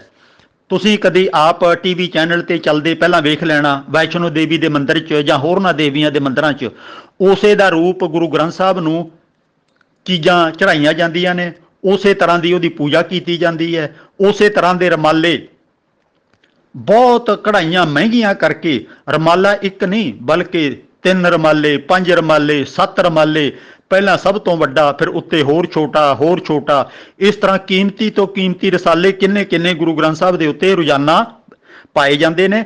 ਤੁਸੀਂ ਲਾਈਵ ਕੀਰਤਨ ਜਿਹੜਾ ਅੰਮ੍ਰਿਤਸਰ ਤੋਂ ਚੱਲਦਾ ਹੈ ਦਰਬਾਰ ਸਾਹਿਬ ਤੋਂ, ਉਹਦੇ ਵਿੱਚ ਤੁਸੀਂ ਆਪ ਵੇਖ ਸਕਦੇ ਹੋ ਕਿੰਨੀਆਂ ਮਹਿੰਗੀਆਂ ਚਾਨਣੀਆਂ, ਕਿੰਨੇ ਮਹਿੰਗੇ ਅੱਗੇ ਤਰ੍ਹਾਂ ਦੇ ਡਿਜ਼ਾਈਨ ਬਣਾ ਕੇ ਫੁੱਲ ਧਰੇ ਹੋਏ ਨੇ, ਹੋਰ ਬਹੁਤ ਕੁਝ ਉੱਥੇ ਸਾਰਾ ਸ਼ਿੰਗਾਰ ਕੇ ਰੱਖਿਆ ਜਾਂਦਾ ਹੈ। ਪਰ ਗੁਰਬਾਣੀ ਦਾ ਇੱਕ ਅੱਖਰ ਵੀ ਕਿਸੇ ਨੂੰ ਸਮਝ ਨਹੀਂ ਆਉਂਦਾ। ਤੁਸੀਂ ਇੱਥੇ ਆਓ, ਇਹ ਸੋਹਣਾ ਜਿਹੜਾ ਮਾਹੌਲ ਇਹਨਾਂ ਨੇ ਸਿਰਜ ਦਿੱਤਾ ਹੈ, ਉੱਥੇ ਚਕਾਚੌਂਧ ਹੋ ਜਾਓ, ਉੱਥੇ ਮੱਥਾ ਟੇਕੋ ਤੇ ਮਨ ਦੀਆਂ ਮੁਰਾਦਾਂ ਪੂਰੀਆਂ ਹੋਣ ਦਾ ਉੱਥੇ ਭਰਮ ਪਾਲ ਲਓ ਆਪਣੇ ਮਨ ਦੇ ਵਿੱਚ। ਜੇਬਾਂ ਚੋਂ ਬਹੁਤੀ ਸਾਰੀ ਮਾਇਆ, ਸੋਨਾ ਚਾਂਦੀ, ਜੋ ਕੁਝ ਵੀ ਤੁਹਾਡੇ ਕੋਲੇ ਹੈ ਉੱਥੇ ਮੱਥਾ ਟੇਕੋ ਤੇ ਘਰ ਨੂੰ ਵਾਪਸ ਆ ਜਾਓ। ਗੁਰਮਤ ਦਾ ਨਾਮੋ ਨਿਸ਼ਾਨ ਤੁਹਾਨੂੰ ਸਾਰੇ ਦਰਬਾਰ ਸਾਹਿਬ 'ਚ ਘੁੰਮ ਕੇ ਨਹੀਂ ਮਿਲੇਗਾ। ਇਹ ਬਿਲਕੁਲ ਮੂਰਤੀ ਵਾਂਗੂ ਗੁਰੂ ਗ੍ਰੰਥ ਸਾਹਿਬ ਨੂੰ ਪੂਜਿਆ ਜਾ ਰਿਹਾ ਹੈ। ਅਸੀਂ ਤਾਂ ਇਹਨੂੰ ਰੱਬ ਦਾ ਰੂਪ ਸਮਝ ਕੇ, ਰੱਬ ਦਾ ਗਿਆਨ ਸਮਝ ਕੇ, ਜ਼ਿੰਦਗੀ ਜਿਉਣ ਦਾ ਢੰਗ ਤਰੀਕਾ ਸਮਝ ਕੇ, ਸਿੱਖ ਵੇ ਆਫ ਲਾਈਫ ਮੰਨ ਕੇ ਇਹਨੂੰ ਸਮਝਣਾ ਸੀ, ਨਾ ਕਿ ਪੂਜਣਾ ਸੀ। ਇਹ ਪਰਮੇਸ਼ਰ ਦਾ ਥਾਨ ਉਦੋਂ ਬਣੇਗਾ ਜਿੱਦਣ ਅਸੀਂ ਇਹਦੇ ਅਨੁਸਾਰ ਆਪਣੀ ਜ਼ਿੰਦਗੀ ਬਤੀਤ ਕਰਾਂਗੇ। ਸਵਾਲ ਨੰਬਰ 136 ਭਾਈ ਸਵਿੰਦਰ ਸਿੰਘ ਸਵਾਲ ਕਰਦੇ ਨੇ, ਕਈ ਸ਼ਬਦਾਂ ਦੇ ਅਖੀਰ ਵਿੱਚ ਸਿਹਾਰੀ ਜਾਂ ਔਂਕੜ ਲੱਗਾ ਹੁੰਦਾ ਹੈ, ਉਸ ਦੇ ਉਚਾਰਨ ਬਾਰੇ ਕੁਝ ਦੱਸੋ ਜੀ। ਭਾਵ ਹੈ ਕਿ ਇਹਨਾਂ ਨੇ ਵਿਆਕਰਣ ਦੇ ਨਿਯਮਾਂ ਦੀ ਗੱਲ ਕੀਤੀ ਹੈ ਕਿ ਗੁਰਬਾਣੀ ਵਿੱਚ ਜੋ ਵਿਆਕਰਣ ਦੇ ਨਿਯਮਾਂ ਅਨੁਸਾਰ ਕਈ ਸਾਰੇ ਅੱਖਰਾਂ ਨੂੰ ਸਿਹਾਰੀ ਜਾਂ ਔਂਕੜ ਵਾਧੂ ਲੱਗੇ ਸਾਨੂੰ ਪ੍ਰਤੀਤ ਹੁੰਦੇ ਨੇ, ਉਹਦਾ ਉਚਾਰਨ ਕਿਵੇਂ ਕਰੀਏ। ਇੱਥੇ ਧਿਆਨ ਰਵੇ, ਜਨਮ ਸਮੇਂ ਬੱਚਿਆਂ ਨੂੰ ਬੋਲਣਾ ਵੀ ਨਹੀਂ ਆਉਂਦਾ। ਜਿਸ ਤਰ੍ਹਾਂ ਦੇ ਲੋਕਾਂ ਵਿੱਚ ਬੱਚੇ ਪਲਦੇ ਹਨ, ਵੱਡੇ ਹੁੰਦੇ ਹਨ, ਉਸੇ ਤਰ੍ਹਾਂ ਦਾ ਸੁਭਾਅ ਉਹਨਾਂ ਦਾ ਬਣ ਜਾਂਦਾ ਹੈ। ਜੋ ਬੋਲੀ ਲੋਕ ਬੋਲਦੇ ਨੇ, ਬੱਚੇ ਆਰਾਮ ਨਾਲ ਉਹੀ ਬੋਲੀ ਸਿੱਖ ਜਾਂਦੇ ਨੇ। ਕੁਝ ਵੱਡੇ ਹੋਣ ਤੇ ਬੱਚਿਆਂ ਨੂੰ ਸਕੂਲ ਭੇਜਿਆ ਜਾਂਦਾ ਹੈ ਤਾਂ ਕਿ ਹੋਰ ਵੱਧ ਗਿਆਨ ਹਾਸਲ ਕਰ ਲੈਣ। 10 ਜਮਾਤਾਂ ਪੜ੍ਹ ਲੈਣ ਤੋਂ ਮਗਰੋਂ ਬੱਚੇ ਕਾਲਜਾਂ ਵਿੱਚ ਜਾਂਦੇ ਨੇ। ਇਉਂ ਗਿਆਨਵਾਨ ਅਤੇ ਕਾਮਯਾਬ ਮਨੁੱਖ ਬਣਨ ਵਾਸਤੇ ਸਾਰੀ ਉਮਰ ਪੜ੍ਹਾਈ ਜਾਰੀ ਰੱਖਣੀ ਪੈਂਦੀ ਹੈ। ਜਿਵੇਂ ਹੋਰ ਅਨੇਕਾਂ ਵਿਸ਼ੇ ਪੜ੍ਹ ਕੇ ਮਾਹਰ ਬਣ ਜਾਈਦਾ ਹੈ, ਇਸੇ ਤਰ੍ਹਾਂ ਸਿੱਖ ਧਰਮ ਨੂੰ ਇੱਕ ਵਿਸ਼ੇ ਦੇ ਤੌਰ ਤੇ ਪੜ੍ਹਨਾ ਪਵੇ ਤਾਂ ਇਸ ਦੇ ਨਿਯਮਾਂ ਦੀ ਸਮਝ ਆ ਜਾਂਦੀ ਹੈ। ਸਿੱਖ ਦੇ ਜੀਵਨ ਦਾ ਆਧਾਰ ਹੈ ਗੁਰਬਾਣੀ। ਗੁਰਬਾਣੀ ਨੂੰ ਸਮਝਣ ਵਾਸਤੇ ਮਿਹਨਤ ਤਾਂ ਕੁਝ ਵੱਧ ਕਰਨੀ ਹੀ ਪਵੇਗੀ। ਉਹ ਖਾਸ ਤਰ੍ਹਾਂ ਦੀ ਮਿਹਨਤ ਹੈ ਗੁਰਬਾਣੀ ਵਿਆਕਰਣ ਦੇ ਨੇਮ ਸਿੱਖ ਲੈਣੇ। ਦੁਨੀਆ ਦੀ ਹਰ ਇੱਕ ਵਿਕਸਿਤ ਬੋਲੀ ਆਪਣੀ ਵਿਆਕਰਣ ਹੈ। ਵਿਆਕਰਣ ਦੇ ਨਿਯਮ ਰਾਹੀਂ ਲਿਖਣ ਅਤੇ ਬੋਲਣ ਵਿੱਚ ਇਕਸਾਰਤਾ ਲਿਆਉਣ ਵਿੱਚ ਸਹਾਇਤਾ ਮਿਲਦੀ ਹੈ। ਜੇ ਵਿਆਕਰਣ ਦੇ ਨਿਯਮ ਨਾ ਹੋਣ ਤਾਂ ਹਰ ਕੋਈ ਮਨਮਰਜ਼ੀ ਦੇ ਢੰਗਾਂ ਨਾਲ ਲਿਖੇਗਾ ਅਤੇ ਬੋਲੇਗਾ। ਉਹ ਫਿਰ ਇੱਕ ਦੂਜੇ ਨੂੰ ਸਮਝ ਨਹੀਂ ਆਵੇਗੀ। ਜੋ ਆਵੇਗੀ ਉਹ ਸਹੀ ਤਰੀਕੇ ਨਾਲ ਉਹਦੇ ਅਰਥ ਨਹੀਂ ਹੋਣਗੇ। ਮੌਜੂਦਾ ਸਮੇਂ ਦੀਆਂ ਬੋਲੀਆਂ ਤਾਂ ਲਿਖਣੀਆਂ ਤੇ ਬੋਲਣੀਆਂ ਸੌਖੀਆਂ ਹਨ। ਪੁਰਾਤਨ ਸਮੇਂ ਦੀਆਂ ਬੋਲੀਆਂ ਵਿੱਚੋਂ ਸਮਾਂ ਪਾ ਕੇ ਕੁਝ ਸ਼ਬਦ ਵਰਤੋਂ ਵਿੱਚ ਨਹੀਂ ਆਉਂਦੇ, ਕੁਝ ਨਵੇਂ ਸ਼ਾਮਲ ਹੋ ਜਾਂਦੇ ਹਨ। ਕੁਝ ਚੀਜ਼ਾਂ, ਪਸ਼ੂ ਪੰਛੀ ਖਤਮ ਹੋ ਜਾਂਦੇ ਹਨ, ਉਹਨਾਂ ਦੀ ਥਾਂ ਨਵੀਂ ਮਸ਼ੀਨਰੀ ਆਦਿਕ ਆ ਜਾਂਦੀ ਹੈ। ਇਸ ਲਈ ਪੁਰਾਣੀ ਬੋਲੀ ਸਮਝਣ ਵਾਸਤੇ ਹੋਰ ਖੂਬੀਆਂ ਦੇ ਨਾਲ ਵਿਆਕਰਣ ਦੇ ਅਸੂਲ ਸਿੱਖਣੇ ਬਹੁਤ ਲਾਭਕਾਰੀ ਹੁੰਦੇ ਨੇ। ਹੁਣ ਆਪਾਂ ਕੁਝ ਕੁ ਨੁਕਤੇ ਜੋ ਗੁਰਬਾਣੀ 'ਚ ਬਹੁਤ ਵਾਰੀ ਵਰਤੇ ਗਏ ਨੇ ਉਹਨਾਂ ਨੂੰ ਸਾਹਮਣੇ ਰੱਖੀਏ। ਇੱਕ ਸ਼ਬਦ ਹੈ ਭਗਤ, ਤਿੰਨੇ ਅੱਖਰ ਮੁਕਤੇ, ਭੱਬਾ, ਗੱਗਾ, ਤੱਤਾ, ਇਹ ਤਿੰਨੇ ਅੱਖਰ ਮੁਕਤੇ ਨੇ।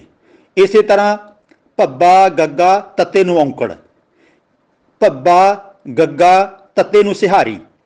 ਗੁਰਬਾਣੀ ਲਿਖਤ ਵਿੱਚ ਹਰੇਕ ਸ਼ਬਦ ਇਹਨਾਂ ਤਿੰਨਾਂ ਰੂਪਾਂ ਨਾਲ ਲਿਖਿਆ ਮਿਲਦਾ ਹੈ। ਭਗਤ ਜਿੱਥੇ ਔਂਕੜ ਨਾ ਹੋਵੇ, ਤੱਤਾ ਮੁਕਤਾ ਹੋਵੇ, ਉਹ ਬਹੁਵਚਨ ਵਾਸਤੇ ਵਰਤਿਆ ਗਿਆ ਹੈ, ਭਾਵ ਕਿ ਇੱਕ ਤੋਂ ਵੱਧ ਭਗਤਾਂ ਵਾਸਤੇ।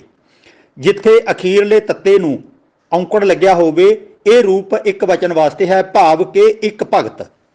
ਜਦੋਂ ਤੱਤੇ ਨੂੰ ਸਿਹਾਰੀ ਲੱਗੀ ਹੋਵੇ ਤਾਂ ਇਹਨੂੰ ਕਹਿੰਦੇ ਨੇ ਸੰਬੰਧਕੀ ਵਾਚਕ, ਭਾਵ ਜਿਸ ਤਰੀਕੇ ਨਾਲ ਬੋਲ ਕੇ ਦੂਜੇ ਨਾਲ ਸੰਬੰਧ ਬਣਾਈਦਾ ਹੈ। ਭਾਵ ਜਿਵੇਂ ਦਾ, ਦੇ, ਦੀ, ਨੂੰ ਆਦਿ ਨਾਲ ਸ਼ਬਦਾਂ ਨੂੰ ਸੰਬੰਧਕੀ ਵਾਚਕ ਕਿਹਾ ਜਾਂਦਾ ਹੈ।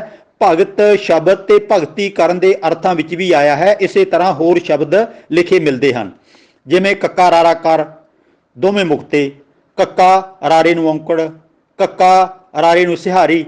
ਇੱਥੇ ਕੱਕਾ ਰਾਰਾ ਜਿੱਥੇ ਦੋਵੇਂ ਮੁਕਤੇ ਹੋਣ, ਇਹਦਾ ਮਤਲਬ ਹੱਥ, ਪਰ ਬਹੁਵਚਨ ਬਹੁਤੇ ਹੱਥ। ਜਿੱਥੇ ਲੱਗਿਆ ਹੋਵੇ ਰਾਰੇ ਨੂੰ ਔਂਕੜ, ਉੱਥੇ ਇੱਕ ਹੱਥ ਦੀ ਗੱਲ ਹੋ ਰਹੀ ਹੈ। ਜੇ ਕੱਕਾ ਰਾਰੇ ਨੂੰ ਸਿਹਾਰੀ ਹੈ ਤਾਂ ਇਹ ਬਣ ਜਾਂਦਾ ਹੈ ਸੰਬੰਧਕੀ ਵਾਚਕ, ਭਾਵ ਹੱਥਾਂ ਨਾਲ, ਜਿਵੇਂ ਆਪਾਂ ਕਹਿੰਦੇ ਨੇ ਹੱਥਾਂ ਨਾਲ ਕੰਮ ਕਰੋ। ਇਸੇ ਤਰ੍ਹਾਂ ਅੱਗੋਂ ਸ਼ਬਦ ਦੱਦੇ ਨੂੰ ਸਿਹਾਰੀ, ਸ਼ਬਦ ਦੱਦੇ ਨੂੰ ਔਂਕੜ, ਸ਼ਬਦ ਦੱਦਾ ਮੁਕਤਾ, ਮਨ ਮੰਮਾ ਨੰਨਾ ਮੁਕਤਾ, ਮਨ ਨੰਨੇ ਨੂੰ ਔਂਕੜ, ਮਨ ਨੰਨੇ ਨੂੰ ਸਿਹਾਰੀ। ਅੱਗੇ ਇੱਕ ਥਾਂ ਤਿੰਨੇ ਰੂਪ ਵੀ ਵੇਖੇ ਜਾ ਸਕਦੇ ਨੇ। ਇਹ ਹੈ ਗੁਰੂ ਗ੍ਰੰਥ ਸਾਹਿਬ ਦੇ ਵਿੱਚ 965 ਪੰਨੇ ਤੇ ਇੱਕ ਸ਼ਬਦ ਹੈ, ਤੁਸੀਂ ਆਪ ਕਦੀ ਵੇਖਿਓ। ਇੱਕੇ ਥਾਵੇਂ ਤਿੰਨੇ ਰੂਪ ਜਿਹੜੇ ਵਿਆਕਰਨ ਵਾਲੇ ਨੇ ਗੁਰੂ ਅਰਜਨ ਸਾਹਿਬ ਨੇ ਸਾਡੇ ਸਾਹਮਣੇ ਰੱਖ ਦਿੱਤੇ ਨੇ। ਆਹਰ, ਇੱਥੇ ਸ਼ਬਦ ਆਹਰ ਸਭ ਕਰਦਾ ਫਿਰੈ, ਆਹਰ ਇੱਕ ਨਾ ਹੋਏ, ਨਾਨਕ ਜਿਤ ਆਹਰ ਜਗ ਉਧਰੈ, ਬਿਰਲਾ ਬੂਝੈ ਕੋਏ। ਪਹਿਲਾਂ ਆਹਰ ਰਾਰਾ ਮੁਕਤਾ, ਇਹ ਹੈ ਬਹੁਤ ਸਾਰੇ ਕੰਮ ਬਹੁਵਚਨ। ਦੂਜੀ ਥਾਂ ਤੇ ਆਇਆ ਆਹਰ ਰਾਰੇ ਨੂੰ ਔਂਕੜ, ਇੱਕ ਕੰਮ ਭਾਵ ਕੇ ਇੱਕ ਬਚਨ। ਤੀਜੀ ਥਾਂ ਤੇ ਆਇਆ ਆਹਰ ਰਾਰੇ ਨੂੰ ਸਿਹਾਰੀ, ਅਜਿਹਾ ਕੰਮ ਸੰਬੰਧਕੀ ਬਚਨ। ਗੁਰਬਾਣੀ ਵਿੱਚ ਇਉਂ ਵੀ ਲਿਖਿਆ ਮਿਲਦਾ ਹੈ, ਅੱਗੇ ਹੋਰ ਆਪਾਂ ਵਿਸਥਾਰ ਦੇ ਰਹੇ ਹਾਂ। ਗਾਵੈ ਭਾਵ ਕੇ ਗੱਗੇ ਨੂੰ ਕੰਨਾ, ਵਾਵੇ ਨੂੰ ਦੁਲਾਵਾ। ਇਸੇ ਤਰ੍ਹਾਂ ਗੱਗੇ ਨੂੰ ਕੰਨਾ ਵਾਵਾ, ਹਾਹੇ ਨੂੰ ਸਿਹਾਰੀ, ਫਿਰ ਗੱਗੇ ਨੂੰ ਕੰਨਾ ਵਾਵਾ, ਹਾਹੇ ਨੂੰ ਔਂਕੜ। ਹੁਣ ਇਹਦਾ ਆਪਾਂ ਵੱਖਰਾ ਵੱਖਰਾ ਉਚਾਰਨ ਅਤੇ ਅਰਥ ਸਮਝ ਲਈਏ। ਗਾਵੈ ਜਿਹੜਾ ਕਿ ਵਾਵੇ ਨੂੰ ਦੁਲਾਈਆਂ ਲੱਗੀਆਂ ਨੇ, ਵਰਤਮਾਨ ਸਮੇਂ ਵਿੱਚ ਇੱਕ ਵਚਨ ਭਾਵ ਗਾਉਂਦਾ ਹੈ। ਅੱਗੇ ਆ ਗਿਆ ਗਾਵੈ ਹਾਹੇ ਨੂੰ ਸਿਹਾਰੀ ਵਾਲਾ, ਵਰਤਮਾਨ ਸਮੇਂ ਵਿੱਚ ਬਹੁ ਵਚਨ ਭਾਵ ਕਿ ਬਹੁਤ ਸਾਰੇ ਇੱਕ ਤੋਂ ਵੱਧ ਗਾਉਂਦੇ ਹਨ। ਗਾਵੋ ਹਾਹੇ ਨੂੰ ਔਂਕੜ, ਇਹ ਹੈ ਹੁਕਮ ਦੇਣਾ, ਭਾਵ ਤੁਸੀਂ ਸਾਰੇ ਰਲ ਮਿਲ ਕੇ ਗਾਓ। ਜਿੱਥੇ ਗਾਵੋ, ਪਾਵੋ, ਨਹਾਵੋ, ਚਲੋ, ਰਹੋ, ਕਰੋ, ਕਹੋ, ਖਾਵੋ ਆਦਿ ਸ਼ਬਦ ਆਉਣ, ਉੱਥੇ ਹੋੜੇ ਨਾਲ ਬੋਲੇ ਜਾਣਗੇ। ਜਿਵੇਂ ਗਾਵੋ, ਪਾਵੋ, ਖਾਵੋ ਆਦਿਕ ਇਹ ਸ਼ਬਦ ਹੋੜੇ ਨਾਲ ਬੋਲੇ ਜਾਂਦੇ ਨੇ। ਗਾਵਾਂ ਨੂੰ ਅਸੀਂ ਬਿੰਦੀ ਨਾਲ ਉਚਾਰਨ ਕਰਾਂਗੇ। ਜਿੱਥੇ ਹਾਹੇ ਨੂੰ ਔਂਕੜ ਆਵੇਗਾ, ਜਿੱਥੇ ਕੰਮ ਕਰਨ ਵਾਸਤੇ ਹੁਕਮ ਦਿੱਤਾ ਜਾਵੇ, ਉਹਨਾਂ ਥਾਵਾਂ ਤੇ ਹੋ ਕਰਕੇ ਬੋਲਿਆ ਜਾਵੇਗਾ। ਭਾਵ ਹਾਹੇ ਨੂੰ ਔਂਕੜ ਨਾਵਾਂ ਨਾਲ ਸੰਬੰਧਿਤ ਇੱਕ ਬਚਨ ਵਾਸਤੇ ਆਵੇ, ਉੱਥੇ ਨਹੀਂ ਬੋਲਦਾ।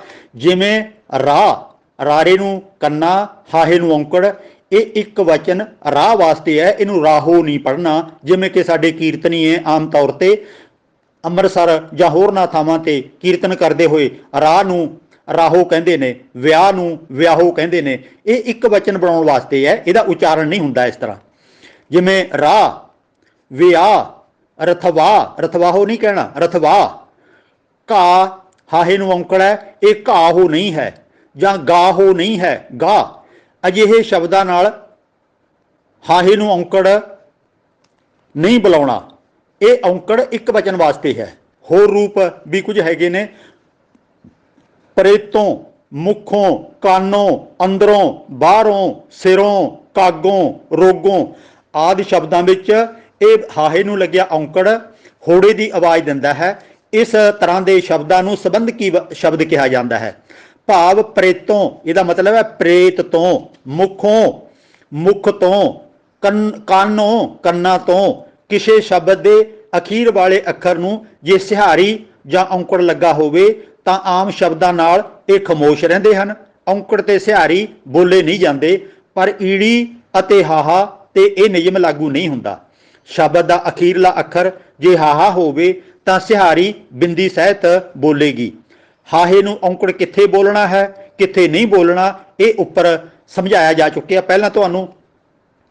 ਈੜੀ ਨੂੰ ਔਂਕੜ ਨਹੀਂ ਲੱਗਦਾ, ਜਿੱਥੇ ਈੜੀ ਨੂੰ ਸਿਹਾਰੀ ਲੱਗੀ ਹੋਵੇ ਇਹ ਹਮੇਸ਼ਾ ਬੋਲੀ ਜਾਂਦੀ ਹੈ। ਵਿਆਕਰਨ ਵਾਲਾ ਵਿਸ਼ਾ ਕਾਫੀ ਔਖਾ ਹੈ, ਇਸ ਲਈ ਛੋਟਾ ਜਿਹਾ ਨੁਕਤਾ ਤੁਹਾਡੇ ਸਾਹਮਣੇ ਰੱਖਿਆ ਹੈ। ਸ਼ੁਰੂ ਵਿੱਚ ਤੁਹਾਡੇ ਵਾਸਤੇ ਇਤਨਾ ਹੀ ਕਾਫੀ ਹੋਵੇਗਾ। ਅੱਗੇ ਹੋਰ ਖੋਜ ਵੀ ਤੁਹਾਨੂੰ ਜਾਰੀ ਰੱਖਣੀ ਚਾਹੀਦੀ ਹੈ। ਗੁਰਬਾਣੀ ਦਾ ਪਾਠ ਕਰਨ ਵਾਸਤੇ ਠੀਕ ਤਰੀਕੇ ਸ਼ਬਦਾਂ ਦਾ ਬੋਲਣਾ ਸਿੱਖਣ ਦੇ ਨਾਲ ਵਿਸ਼ਰਾਮ ਦੇਣਾ, ਬਿੰਦੀ ਅਧਿਕ, ਪੈਰ ਵਿੱਚ ਬਿੰਦੀ ਆਦਿ ਦੇ ਅਸੂਲ ਵੀ ਸਿੱਖਣੇ ਚਾਹੀਦੇ ਨੇ।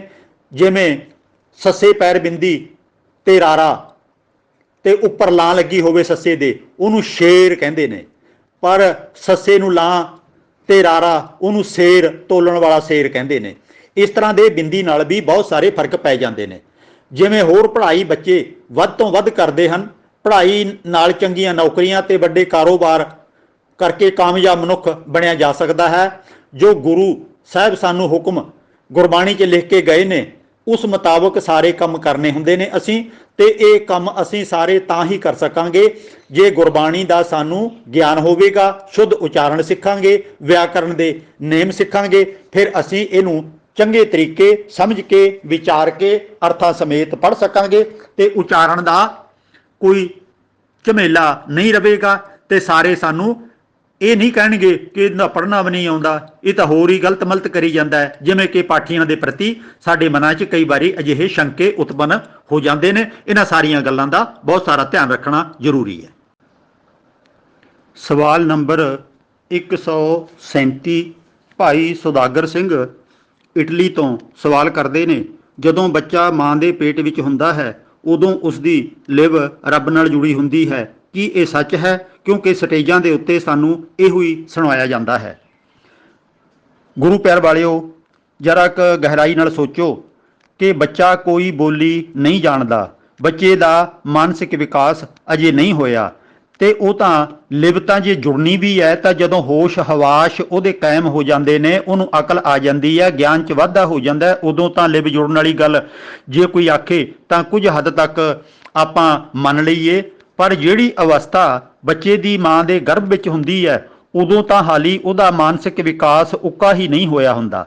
ਪਰ ਇਹ ਵੀ ਸੋਚ ਕੇ ਦੇਖੋ, ਜਦੋਂ ਬੱਚਾ ਜੀਨਸ ਦੇ ਰਾਹੀਂ, ਸਪਰਮਸ ਦੇ ਰਾਹੀਂ ਮਨੁੱਖ ਦੇ ਅੰਦਰੋਂ ਖਾਰਜ ਹੋ ਕੇ ਮਾਦਾ ਦੇ ਗਰਭ ਦੇ ਵਿੱਚ ਜਾਂਦਾ ਹੈ, ਅੰਡੇ ਦੇ ਵਿੱਚ ਦਾਖਲ ਹੁੰਦਾ ਹੈ, ਉਦੋਂ ਵੀ ਉਹਦੇ ਵਿੱਚ ਜਿੰਦ ਜਾਨ ਹੁੰਦੀ ਹੈ ਤੇ ਉਹਦਾ ਜਿਹੜਾ ਦਾਇਰਾ ਹੈ ਉਹ ਬਹੁਤ ਸੀਮਿਤ ਹੁੰਦਾ ਹੈ। ਤੇ ਉੱਥੇ ਅੰਡੇ ਦੇ ਵਿੱਚ ਵਿਕਸਿਤ ਹੋ ਕੇ ਹੌਲੀ ਹੌਲੀ ਆਪੋ ਆਪਣੇ ਸਮੇਂ ਦੇ ਮੁਤਾਬਕ 9 9.5 ਮਹੀਨਿਆਂ ਦੇ ਵਿੱਚ ਬੱਚਾ ਪੂਰੀ ਤਰ੍ਹਾਂ ਵਿਕਸਿਤ ਹੋ ਜਾਂਦਾ ਤੇ ਮਾਂ ਦੇ ਪੇਟ ਵਿੱਚੋਂ ਬਾਹਰ ਆ ਜਾਂਦਾ ਹੈ।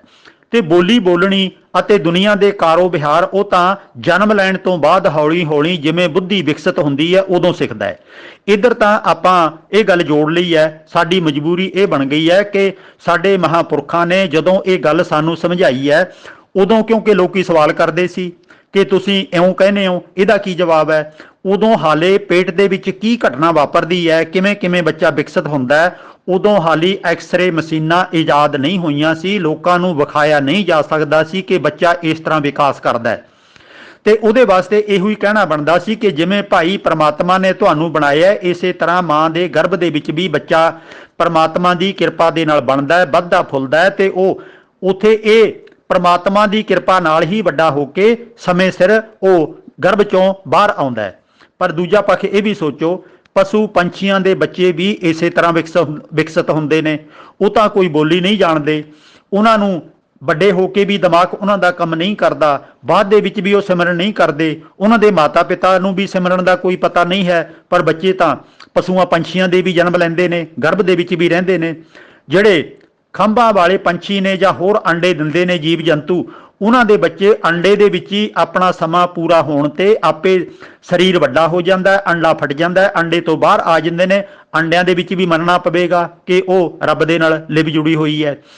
ਇਹ ਕਿਰਿਆ ਤਾਂ ਜਿਹੜੀ ਬਨਸਪਤੀ ਹੈ ਉਹਦੇ ਬੀਜਾਂ ਵਿੱਚ ਵੀ ਚੱਲਦੀ ਹੈ। ਬੀਜ ਜਦੋਂ ਧਰਤੀ ਦੇ ਵਿੱਚ ਆਪਾਂ ਬੀਜ ਦਿੰਨੇ ਆ, ਉਹਨੂੰ ਯੋਗ ਵਾਤਾਵਰਣ, ਮਿੱਟੀ, ਪਾਣੀ, ਹਵਾ ਆਦਿਕ ਜਿਹੜੀਆਂ ਉਹਨੂੰ ਜਨਮ ਲੈਣ ਵਾਸਤੇ, ਵਿਕਸਿਤ ਹੋਣ ਵਾਸਤੇ ਚੀਜ਼ਾਂ ਜ਼ਰੂਰੀ ਨੇ, ਜਦੋਂ ਉਹਨੂੰ ਸਾਰੇ ਉਹ ਤੱਤ ਮਿਲ ਗਏ ਤਾਂ ਉਹ ਨਿੱਕਾ ਬੀਜ ਵੀ ਉੱਗ ਪੈਂਦਾ ਹੈ। ਉਸੇ ਤਰ੍ਹਾਂ ਉਹਦਾ ਵੀ ਵਿਕਾਸ ਹੁੰਦਾ ਹੈ, ਜਿਵੇਂ ਕਿ ਬੱਚੇ ਦਾ, ਪਸ਼ੂ ਪੰਛੀ ਦਾ ਆਪਣੀ ਮਾਤਾ ਦੇ ਗਰਭ ਵਿੱਚ ਜਾਂ ਅੰਡੇ ਦੇ ਵਿੱਚ ਵਿਕਾਸ ਹੁੰਦਾ ਹੈ, ਨਿੱਕੇ ਬੀਜ ਦਾ ਵੀ ਇਸੇ ਤਰ੍ਹਾਂ ਵਿਕਾਸ ਹੁੰਦਾ ਹੈ। ਉਹ ਆਪਣੀ ਕਿਰਿਆ ਦੇ ਅਨੁਸਾਰ ਹੌਲੀ ਹੌਲੀ ਵਿਕਸਿਤ ਹੁੰਦਾ ਵੱਡਾ, ਪਹਿਲਾਂ ਧਰਤੀ ਤੋਂ ਬਾਹਰ ਆਉਂਦਾ, ਫਿਰ ਵੱਡਾ ਰੁੱਖ ਬਣ ਜਾਂਦਾ ਹੈ। ਉਸੇ ਤਰ੍ਹਾਂ ਉਹਦੇ ਫਿਰ ਫਲ ਲੱਗਦੇ ਨੇ ਤੇ ਉਸੇ ਤਰ੍ਹਾਂ ਉਹਦੇ ਵਿੱਚ ਬੀਜ ਪੈ ਜਾਂਦੇ ਨੇ ਤੇ ਮੁੜ ਕੇ ਉਹਦੇ ਬੀਜ ਫਿਰ ਦੁਬਾਰਾ ਜਨਮ ਲੈਣਾ ਸ਼ੁਰੂ ਕਰਦੇ ਨੇ, ਧਰਤੀ ਦੇ ਵਿੱਚ ਜਾ ਕੇ ਫਿਰ ਉੱਗ ਪੈਂਦੇ ਨੇ। ਇਹ ਸਿਲਸਿਲਾ ਸਾਰੀ ਕਾਇਨਾਤ ਦੇ ਵਿੱਚ ਇਸੇ ਤਰ੍ਹਾਂ ਹੀ ਚੱਲਦਾ ਹੈ। ਤੇ ਇਹ ਸਾਰੀਆਂ ਗੱਲਾਂ ਗੁਰੂ ਸਾਹਿਬ ਨੇ ਜਾਂ ਗੁਰਬਾਣੀ ਨੇ ਇਹ ਸਾਨੂੰ ਤਾਂ ਸਮਝਾਈਆਂ ਨੇ ਕਿ ਬਹੁਤਾ ਫਿਕਰ ਕਰਨ ਦੀ ਲੋੜ ਨਹੀਂ ਹੈ। ਆਪਾਂ ਬਹੁਤ ਫਿਕਰਮੰਦ ਹੋ ਜਾਂਦੇ ਆ ਕਿ ਹੁਣ ਕੀ ਬਣੂਗਾ, ਹੁਣ ਕੀ ਬਣੂਗਾ। ਉਹ ਡਰ ਭਾਵਨਾ ਮਨਾਂ ਚੋਂ ਕੱਢਣ ਵਾਸਤੇ ਪਰਮਾਤਮਾ ਦਾ, ਕੁਦਰਤ ਦਾ ਵਿਧਾਨ ਗੁਰਬਾਣੀ 'ਚ ਸਮਝਾਇਆ ਕਿ ਫਿਕਰ ਨਹੀਂ ਕਰੀਦਾ, ਇਹ ਸਾਰਾ ਕੁਝ ਠੀਕ ਚੱਲ ਰਿਹਾ ਹੈ, ਇਹ ਕੁਦਰਤ ਦੇ ਨਿਯਮਾਂ ਅਨੁਸਾਰ ਬੱਚਾ ਵਿਕਸਿਤ ਹੋ ਰਿਹਾ ਹੈ ਤੇ ਇਹਨੇ ਸਮੇਂ ਸਿਰ ਜਨਮ ਲੈ ਲੈਣਾ ਹੈ। ਹੁਣ ਜੇ ਉਹ ਗਰਭ ਦੇ ਵਿੱਚ ਤਾਂ ਉਹ ਲਿਵ ਜੁੜੀ ਹੋਈ ਹੈ ਪਰਮਾਤਮਾ ਨਾਲ, ਫਿਰ ਬਾਹਰ ਆ ਕੇ ਲਿਵ ਕਿਉਂ ਟੁੱਟ ਜਾਂਦੀ ਹੈ? ਅਸਲ ਦੇ ਵਿੱਚ ਮਾਂ ਦੇ ਖੂਨ ਨਾਲ, ਮਾਂ ਦੀ ਖੁਰਾਕ ਨਾਲ ਉਹਦਾ ਨਾੜੂਆ ਜੁੜਿਆ ਹੁੰਦਾ ਹੈ।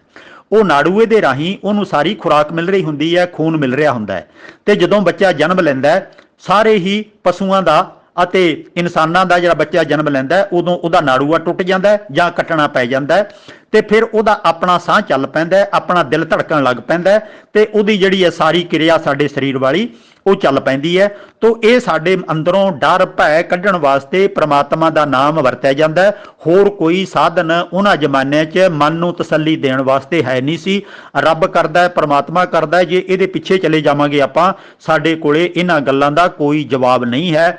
ਮੈਂ ਇੱਕੋ ਗੱਲ ਤੁਹਾਨੂੰ ਇੱਥੇ ਦੱਸਣਾ ਚਾਹੁੰਦਾ ਕਿ ਸਾਡੀਆਂ ਅੱਖਾਂ ਚਮੜੇ ਦੀਆਂ ਬਣੀਆਂ ਹੋਈਆਂ ਨੇ। ਇਹ ਸ਼ੀਸ਼ੇ ਵਾਂਗ, ਕੈਮਰੇ ਵਾਂਗ ਫੋਟੋ ਖਿੱਚ ਕੇ ਸਾਡੇ ਦਿਮਾਗ ਦੇ ਵਿੱਚ ਕਿਵੇਂ ਭੇਜ ਦਿੰਦੀਆਂ ਨੇ। ਦਿਮਾਗ ਵੀ ਚਮੜੇ ਦਾ, ਮਾਸ ਦਾ ਬਣਿਆ ਹੋਇਆ ਹੈ, ਉਹਦੇ ਵਿੱਚ ਇਹ ਚੀਜ਼ਾਂ ਸੇਵ ਕਿਵੇਂ ਹੋ ਜਾਂਦੀਆਂ ਨੇ, ਅਸੀਂ ਇਹਦਾ ਜਵਾਬ ਨਹੀਂ ਦੇ ਸਕਾਂਗੇ। ਸਾਡੇ ਕੰਨ ਵੀ ਚਮੜੇ ਦੇ ਬਣੇ ਹੋਏ ਨੇ, ਉਹ ਹਰ ਆਵਾਜ਼ ਨੂੰ ਸੁਣ ਲੈਂਦੇ ਨੇ, ਸੁਣ ਕੇ ਉਹਨੂੰ ਦਿਮਾਗ ਦੇ ਵਿੱਚ ਸੇਵ ਕਰਦੇ ਨੇ। ਸਾਡੀ ਜੀਭ ਹੈ, ਉਹ ਤਰ੍ਹਾਂ ਤਰ੍ਹਾਂ ਦੇ ਸਵਾਦ ਚੱਖਦੀ ਹੈ, ਉਹ ਸਵਾਦ ਵੀ ਦਿਮਾਗ ਦੇ ਵਿੱਚ ਮਹਿਸੂਸ ਹੁੰਦੇ ਨੇ ਕਿ ਆਹ ਚੀਜ਼ ਇਸ ਤਰ੍ਹਾਂ ਦੀ ਹੈ, ਖਾਣੀ ਹੈ ਜਾਂ ਇਹ ਨਹੀਂ ਖਾਣੀ। ਇਸੇ ਤਰ੍ਹਾਂ ਸਾਡੀ ਜੀਭ ਹੈ ਅਤੇ ਬਾਕੀ ਬੁੱਲ ਆਦਿਕ ਨੇ, ਗਲਾ ਹੈ, ਇਹ ਬੋਲਣ ਵਾਸਤੇ ਕਿਵੇਂ ਕਿਵੇਂ ਕੰਮ ਕਰਦੇ ਨੇ। ਅੱਖਾਂ, ਜਦੋਂ ਜਰਾ ਕੁ ਵੀ ਕੋਈ ਖਤਰਾ ਹੁੰਦਾ ਹੈ, ਉਹ ਅੱਖਾਂ ਆਪਣੇ ਆਪ ਕਿਵੇਂ ਬੰਦ ਹੋ ਜਾਂਦੀਆਂ ਨੇ। ਅੱਖਾਂ ਦੀ ਸਫਾਈ ਵਾਸਤੇ ਲਗਾਤਾਰ ਅੱਖਾਂ ਦਾ ਝਪਕਣਾ ਜ਼ਰੂਰੀ ਹੈ। ਇਹ ਸਾਨੂੰ ਝਪਕਾਉਣ ਦੀ ਲੋੜ ਨਹੀਂ ਪੈਂਦੀ, ਆਟੋਮੈਟਿਕ ਝਪਕ ਰਹੀਆਂ ਨੇ। ਮਨੁੱਖ ਦੇ ਅੰਦਰ ਹੋਰ ਕੀ ਕੀ ਕਿਰਿਆਵਾਂ ਚੱਲਦੀਆਂ ਨੇ। ਅਸੀਂ ਸਬਜ਼ੀਆਂ, ਫਲ ਫਰੂਟ, ਆਟਾ ਦਾਲ ਖਾਂਦੇ ਹਾਂ, ਇਹਦਾ ਅੰਦਰ ਜਾ ਕੇ ਖੂਨ ਕਿਵੇਂ ਬਣ ਜਾਂਦਾ ਹੈ, ਹੱਡੀਆਂ ਕਿਵੇਂ ਬਣ ਜਾਂਦੀਆਂ ਨੇ, ਸਾਡੀਆਂ ਅੱਖਾਂ ਨੂੰ ਰੌਸ਼ਨੀ ਕਿਵੇਂ ਇਸ ਖੁਰਾਕ ਦੇ ਵਿੱਚੋਂ ਮਿਲਣ ਲੱਗ ਪੈਂਦੀ ਹੈ। ਹੋਰ ਬਹੁਤ ਕੁਝ ਹੈ ਜਿਹੜਾ ਕਿ ਸਾਡੀ ਹਾਲੀ ਪਹੁੰਚ ਤੋਂ ਬਾਹਰ ਹੈ। ਵਿਗਿਆਨੀਆਂ ਨੇ ਬਹੁਤ ਕੁਝ ਸਮਝ ਲਿਆ, ਪਰ ਇਹ ਚੀਜ਼ਾਂ, ਇਹਦੇ ਪਿੱਛੇ ਕਿਹੜੀ ਤਾਕਤ ਹੈ, ਕੌਣ ਕੰਮ ਕਰਦਾ ਹੈ, ਕਿਵੇਂ ਬਣਦੀਆਂ ਨੇ, ਇਹਨਾਂ ਸਾਰੀਆਂ ਗੱਲਾਂ ਦਾ ਜਵਾਬ ਹਾਲੀ ਦਿੱਤਾ ਨਹੀਂ ਜਾ ਸਕਦਾ। ਇਹਦੇ ਪਿੱਛੇ ਕੁਦਰਤ ਦਾ ਬੇਅੰਤ ਵੱਡਾ ਅਟਲ ਨਿਯਮ ਹੈ ਤੇ ਉਹ ਅਟਲ ਨਿਯਮ ਲਗਾਤਾਰ ਜੀਵਾਂ ਜੰਤੂਆਂ 'ਚ ਚੱਲ ਰਿਹਾ ਹੈ। ਤੇ ਇਹਦੇ ਵਿੱਚ ਇਹ ਤਾਂ ਇੱਕ ਭਾਵਨਾ ਹੈ ਕਿ ਜਿਵੇਂ ਸੈਲ ਪੱਥਰ ਮੈਂ ਜੰਤੋ ਪਾਏ ਤਾਂ ਕਰ ਰਿਜਕ ਆਗੈ ਕਰ ਧਰਿਆ। ਇਹ ਸਾਨੂੰ ਡਰ ਭੈ ਮਨ ਚੋਂ ਕੱਢਣ ਵਾਸਤੇ ਗੁਰੂ ਸਾਹਿਬ ਨੇ ਪੰਕਤੀਆਂ ਇਹੋ ਜਿਹੀਆਂ ਬਹੁਤ ਲਿਖੀਆਂ ਨੇ ਕਿ ਭਾਈ ਕੇਵਲ ਪਰਿਵਾਰ ਤੱਕ, ਬਾਲ ਬੱਚਿਆਂ ਤੱਕ ਸੀਮਿਤ ਹੋ ਕੇ ਨਾ ਰਹਿ ਜਾਓ। ਬੱਚੇ ਤਾਂ ਰੱਬ ਦੀ ਕਿਰਪਾ ਨਾਲ, ਕੁਦਰਤ ਦੇ ਨਿਯਮ ਦੇ ਮੁਤਾਬਕ ਪਸ਼ੂ ਪੰਛੀਆਂ ਦੇ ਵੀ ਪਲਦੇ ਨੇ, ਪਰ ਤੁਸੀਂ ਕੁਝ ਹੋਰ ਕੰਮ ਵੀ ਕਰਨੇ ਨੇ। ਸਮਾਜ ਦਾ ਭਲਾ ਵੀ ਕਰਨਾ ਹੈ, ਆਜ਼ਾਦੀ ਵਾਸਤੇ ਵੀ ਕੰਮ ਕਰਨਾ ਹੈ, ਸਮਾਜ ਦੇ ਕਲਿਆਣ ਵਾਸਤੇ ਬਹੁਤ ਕੁਝ ਤੁਹਾਡੇ ਕਰਨ ਵਾਲਾ ਹੈ। ਸਾਨੂੰ ਇਹ ਪ੍ਰੇਰਨਾਵਾਂ ਦਿੱਤੀਆਂ ਨੇ ਤਾਂ ਕਿ ਅਸੀਂ ਕੇਵਲ ਆਪਣੇ ਆਪ ਤੱਕ ਅਤੇ ਆਪਣੇ ਪਰਿਵਾਰ ਤੱਕ ਸੀਮਿਤ ਹੋ ਕੇ ਨਾ ਰਹਿ ਜਾਈਏ।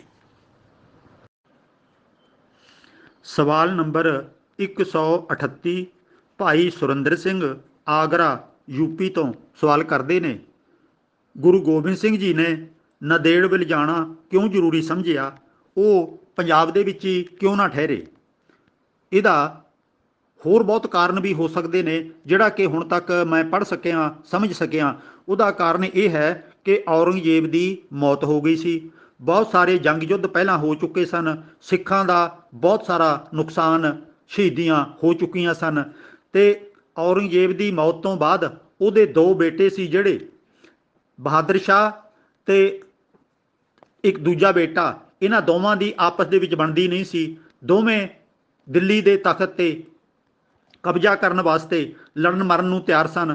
ਇਹਨਾਂ ਦੇ ਵਿੱਚ ਜਿਹੜਾ ਬਹਾਦਰ ਸ਼ਾਹ ਸੀ ਉਹ ਕੁਝ ਨਰਮ ਸੁਭਾਅ ਦਾ ਸੀ। ਗੁਰੂ ਘਰ ਨਾਲ ਉਹਦਾ ਕਾਫੀ ਹੱਦ ਤੱਕ ਪਹਿਲਾਂ ਪਿਆਰ ਰਿਹਾ ਤੇ ਜਦੋਂ ਵੀ ਉਹ ਲਾਹੌਰ ਦਾ ਸੂਬੇਦਾਰ ਬਣ ਕੇ ਆਇਆ ਤਾਂ ਉਹਨੇ ਕਦੇ ਵੀ ਪੰਜਾਬ ਦੇ ਲੋਕਾਂ ਤੇ ਕੋਈ ਅਤਿਆਚਾਰ ਵਧੀਕੀ ਨਹੀਂ ਕੀਤੀ ਸੀ। ਉਹਦੇ ਬਾਰੇ ਗੁਰੂ ਸਾਹਿਬ ਕਾਫੀ ਕੁਝ ਪਹਿਲਾਂ ਜਾਣਦੇ ਸਨ ਤੇ ਉਹਨੇ ਫਿਰ ਔਰੰਗਜ਼ੇਬ ਦੀ ਇੱਕ ਤਾਂ ਖਬਰ ਆ ਗਈ ਮਰਨ ਦੀ, ਦੂਜਾ ਬਹਾਦਰ ਸ਼ਾਹ ਦਾ ਸੁਨੇਹਾ ਆ ਗਿਆ ਆਪਣੇ ਖਾਸ ਏਲਚੀ ਰਾਹੀਂ ਗੁਰੂ ਗੋਬਿੰਦ ਸਿੰਘ ਕੋਲ ਕਿ ਮੇਰੇ ਭਰਾ ਨਾਲ ਮੇਰੀ ਜੰਗ ਹੋਣ ਵਾਲੀ ਹੈ। ਆਗਰੇ ਦੇ ਨੇੜੇ ਉਹ ਫੌਜ ਲੈ ਕੇ ਆ ਚੁੱਕਿਆ ਹੈ। ਇੱਧਰੋਂ ਮੈਨੂੰ ਵੀ ਆਗਰੇ ਦੇ ਨੇੜੇ ਜਾ ਕੇ ਆਪਣੀ ਫੌਜ ਸਾਹਮਣੇ ਲੜਨ ਵਾਸਤੇ ਭੇਜਣੀ ਪੈਣੀ ਹੈ ਤੇ ਮੇਰੀ ਕਮਜ਼ੋਰੀ ਨੂੰ ਬਚਾਉਣ ਵਾਸਤੇ ਤੁਸੀਂ ਆਪਣੀ ਫੌਜ ਦੇ ਕੁਝ ਸਿਪਾਹੀ ਮੇਰੀ ਮਦਦ ਵਾਸਤੇ ਭੇਜੋ। ਮੈਂ ਜਿਵੇਂ ਤੁਸੀਂ ਅੱਗੋਂ ਆਖੋਗੇ ਉਸ ਤਰ੍ਹਾਂ ਦੇ ਕੰਮ ਕਰਾਂਗਾ। ਕਿਸੇ ਵੀ ਭਾਰਤੀ ਤੇ ਸਿੱਖਾਂ ਤੇ ਕੋਈ ਵਧੀਕੀ ਨਹੀਂ ਕਰਾਂਗਾ। ਜਿਨ੍ਹਾਂ ਨੇ ਅੱਜ ਤੱਕ ਕੋਈ ਸਿੱਖਾਂ ਤੇ ਜ਼ੁਲਮ ਕੀਤੇ ਨੇ, ਵਧੀਕੀਆਂ ਕੀਤੀਆਂ ਨੇ, ਉਹਨਾਂ ਨੂੰ ਵੀ ਸਜ਼ਾ ਦੇਣ ਦਾ ਮੈਂ ਪ੍ਰਬੰਧ ਕਰਾਂਗਾ। ਇਹ ਜਿਹੜਾ ਵਿਸ਼ਵਾਸ ਉਹਨੇ ਦਿਵਾਇਆ ਸੀ। ਇਸ ਕਰਕੇ ਗੁਰੂ ਗੋਬਿੰਦ ਸਿੰਘ ਜੀ ਨੇ ਆਪ ਪਿੱਛੇ ਰਹਿ ਕੇ ਆਪਣੇ, ਕਿਸੇ ਨੇ 100 ਸਿਪਾਹੀ ਲਿਖਿਆ, ਕਿਸੇ ਨੇ 500 ਲਿਖਿਆ, ਗਿਣਤੀ ਦੇ ਵਿੱਚ ਤਾਂ ਫਰਕ ਹੋ ਸਕਦਾ ਹੈ। ਬਹਾਦਰ ਸ਼ਾਹ ਦੀ ਮਦਦ ਵਾਸਤੇ ਗੁਰੂ ਸਾਹਿਬ ਨੇ ਸਿੱਖਾਂ ਦੀ ਇੱਕ ਟੁਕੜੀ ਤਿਆਰ ਕਰਕੇ ਹਥਿਆਰਬੰਦ ਉੱਤੇ ਭੇਜੀ। ਦੋਵਾਂ ਦੀ ਤਾਰਾ ਆਜਮ ਅਤੇ ਬਹਾਦਰ ਸ਼ਾਹ, ਇਹਨਾਂ ਦੋਵਾਂ ਧਿਰਾਂ ਦੀ ਆਪਸ ਦੇ ਵਿੱਚ ਜੰਗ ਹੋਈ। ਤਾਰਾ ਆਜਮ ਦੀ ਫੌਜ ਹਾਰ ਗਈ ਅਤੇ ਬਹਾਦਰ ਸ਼ਾਹ ਦੀ ਜਿੱਤ ਗਈ। ਉਸ ਜਿੱਤ ਦੀ ਖੁਸ਼ੀ ਵਿੱਚ ਉਹਨੇ ਦੁਬਾਰਾ ਗੁਰੂ ਗੋਬਿੰਦ ਸਿੰਘ ਜੀ ਕੋਲੇ ਆਪਣਾ ਏਲਚੀ ਭੇਜ ਕੇ ਗੁਰੂ ਸਾਹਿਬ ਨੂੰ ਸੱਦਿਆ ਤੇ ਸੱਦਣ ਤੋਂ ਬਾਅਦ ਤੇ ਗੁਰੂ ਸਾਹਿਬ ਨੂੰ ਸਨਮਾਨਿਤ ਕੀਤਾ। ਬਹੁਤ ਸਾਰੇ ਸਵਾਲ ਜਵਾਬ ਹੋਏ ਤੇ ਵਚਨ ਦਿੱਤਾ ਕਿ ਅੱਗੋਂ ਜਿਵੇਂ ਤੁਸੀਂ ਸਲਾਹ ਦਿਓਗੇ ਮੈਂ ਕਾਰਵਾਈ ਕਰਾਂਗਾ। ਪਰ ਦੱਖਣ ਦੇ ਵਿੱਚ ਹੋਰ ਬਹੁਤ ਸਾਰੀਆਂ ਬਗਾਵਤਾਂ ਉੱਠ ਪਈਆਂ ਸੀ। ਉਹਨਾਂ ਬਗਾਵਤਾਂ ਨੂੰ ਦਬਾਉਣ ਵਾਸਤੇ ਬਹਾਦਰ ਸ਼ਾਹ ਨੇ ਆਖਿਆ ਗੁਰੂ ਸਾਹਿਬ ਨੂੰ ਕਿ ਮੇਰਾ ਉਧਰ ਜਾਣਾ ਜ਼ਰੂਰੀ ਹੈ, ਤੁਸੀਂ ਮੇਰੇ ਨਾਲ ਹੀ ਚੱਲੋ ਤੇ ਮੈਂ ਉਧਰਲੀ ਬਗਾਵਤ ਦੀ ਜਿਹੜੀ ਕਮਾਂਡ ਵੀ ਕਰਦਾ ਜਾਵਾਂਗਾ।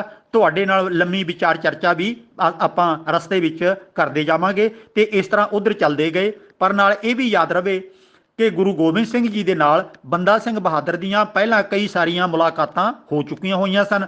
ਇਹ ਜਿਹੜੀ ਕਿਤਾਬ ਹੈ ਡਾਕਟਰ ਸੁਖਦਿਆਲ ਸਿੰਘ ਨੇ, ਜੋ ਪੰਜਾਬੀ ਯੂਨੀਵਰਸਿਟੀ ਪਟਿਆਲਾ ਤੋਂ ਰਿਟਾਇਰ ਇਤਿਹਾਸ ਦਾ ਪ੍ਰੋਫੈਸਰ ਹੈ, ਉਹਨਾਂ ਨੇ ਇਸ ਕਿਤਾਬ ਦੇ ਵਿੱਚ ਹਵਾਲੇ ਦਿੱਤੇ ਹੋਏ ਨੇ ਬੰਦਾ ਸਿੰਘ ਬਹਾਦਰ ਬਾਰੇ ਕਿ ਇਹ ਗੁਰੂ ਗੋਬਿੰਦ ਸਿੰਘ ਨੂੰ, ਗੁਰੂ ਤੇਗ ਬਹਾਦਰ ਸਾਹਿਬ ਨੂੰ ਪਹਿਲਾਂ ਮਿਲਦਾ ਰਿਹਾ ਤੇ ਇਹਨੇ ਖੁਫੀਆ ਤੌਰ ਤੇ ਔਰੰਗਜ਼ੇਬ ਦੀ ਫੌਜ ਦੇ ਵਿੱਚ ਭਰਤੀ ਹੋ ਕੇ ਸਾਰੇ ਦੌ ਪੇਚ ਸਿੱਖੇ ਨੇ ਤੇ ਜੰਗ ਯੁੱਧ ਲੜਨ ਦੇ, ਹਥਿਆਰ ਚਲਾਉਣ ਦੇ ਤੇ ਕਮਾਂਡ ਕਰਨ ਦੇ ਸਾਰੇ ਤੌਰ ਤਰੀਕੇ ਇਹਨੂੰ ਆਉਂਦੇ ਸਨ।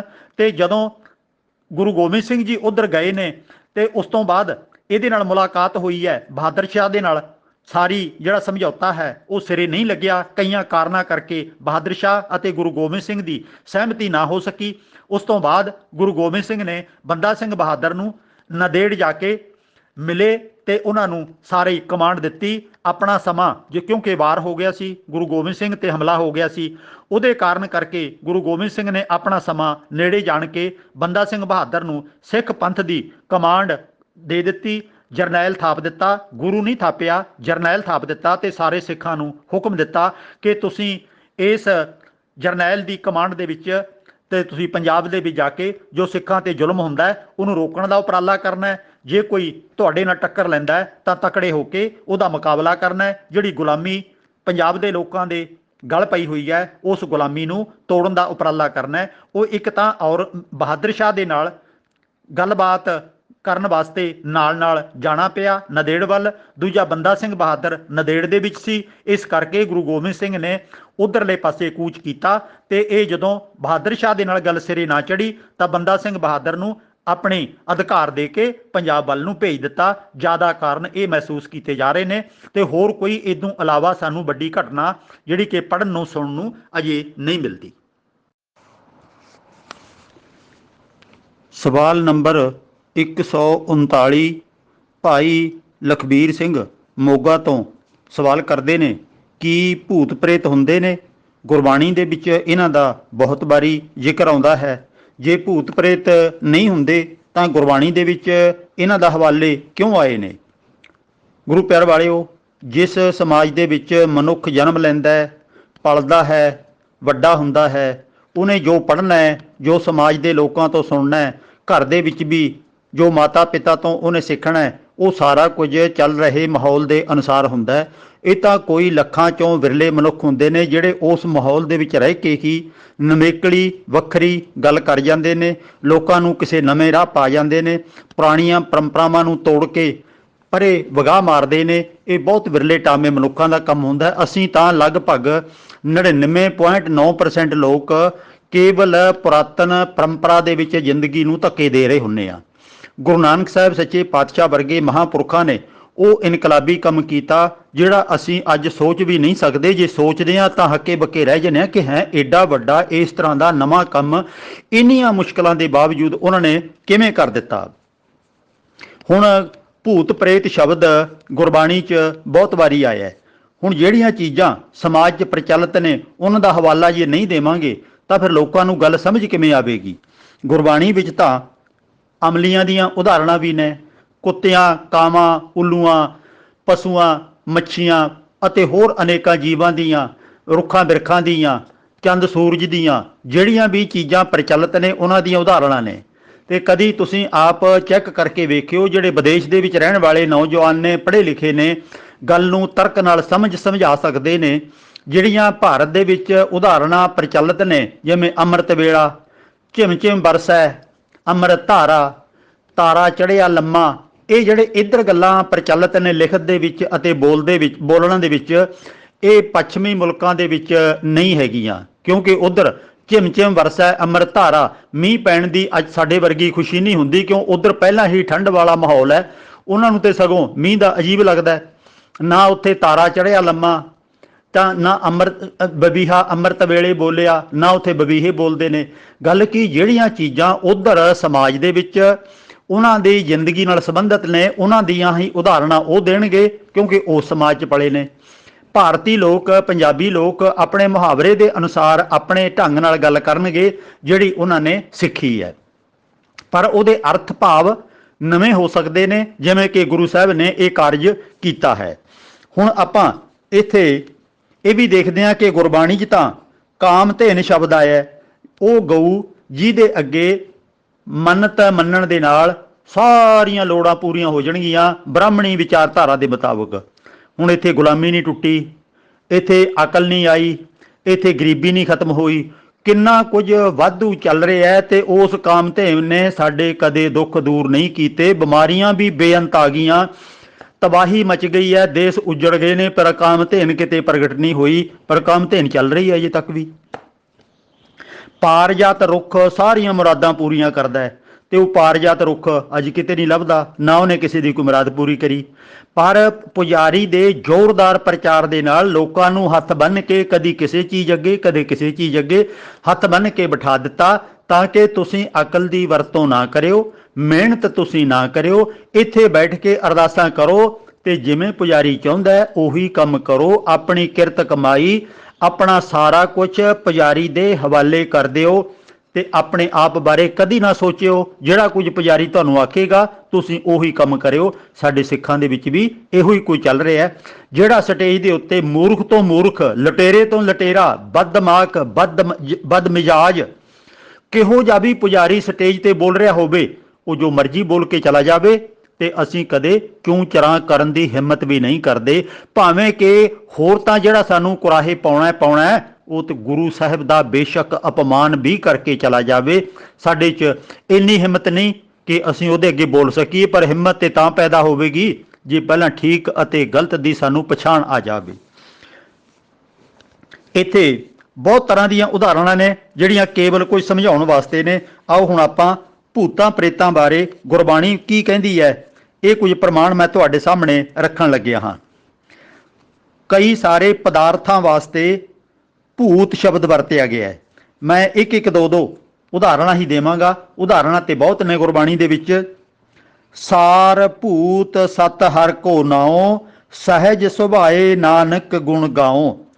ਭਾਵ ਕਿ ਸਾਰੇ ਦੇ ਸਾਰੇ ਜਿਹੜੇ ਪਦਾਰਥ ਨੇ ਇਹ ਇੱਕ ਭੂਤ ਦੀ ਨਿਆਈ ਸਾਡੇ ਸਾਹਮਣੇ ਮੌਜੂਦ ਨੇ, ਇਹਨਾਂ ਤੋਂ ਬਿਨਾਂ ਸਾਡਾ ਗੁਜ਼ਾਰਾ ਨਹੀਂ। ਇਹ ਆਪਣੇ ਵਿਧੀ ਪੂਰਵਕ ਜੀਵਾਂ ਵਾਂਗੂ ਬਾਕੀ ਪਦਾਰਥ ਵੀ ਧਰਤੀ ਦੇ ਵਿੱਚੋਂ ਪੈਦਾ ਹੁੰਦੇ ਨੇ ਤੇ ਕਈ ਵਾਰੀ ਸਾਨੂੰ ਮਿਲ ਜਾਂਦੇ ਨੇ, ਲੱਭ ਜਾਂਦੇ ਨੇ, ਕਈ ਵਾਰੀ ਨਹੀਂ ਲੱਭਦੇ। ਇਹਨਾਂ ਪਦਾਰਥਾਂ ਨੂੰ ਵੀ ਭੂਤ ਆਖਿਆ ਹੈ। ਫਿਰ ਸਮਾਂ, ਭਾਵ ਕਿ ਜਿਵੇਂ ਆਪਾਂ ਕਹਿੰਦੇ ਹਾਂ ਬੀਤਿਆ ਸਮਾਂ, ਵਰਤਮਾਨ ਸਮਾਂ ਅਤੇ ਭਵਿੱਖ ਦਾ ਸਮਾਂ, ਇਸ ਦੇ ਵਾਸਤੇ ਵੀ ਭੂਤ ਸ਼ਬਦ ਆਇਆ ਹੈ। ਗੁਰਬਾਣੀ ਦੇ ਵਿੱਚ ਫਰਮਾਨ ਹੈ, ਕਰਤ ਬੁਰਾਈ ਮਾਨਸ ਤੇ ਛਪਾਈ, ਸਾਖੀ ਭੂਤ ਭਵਾਨ।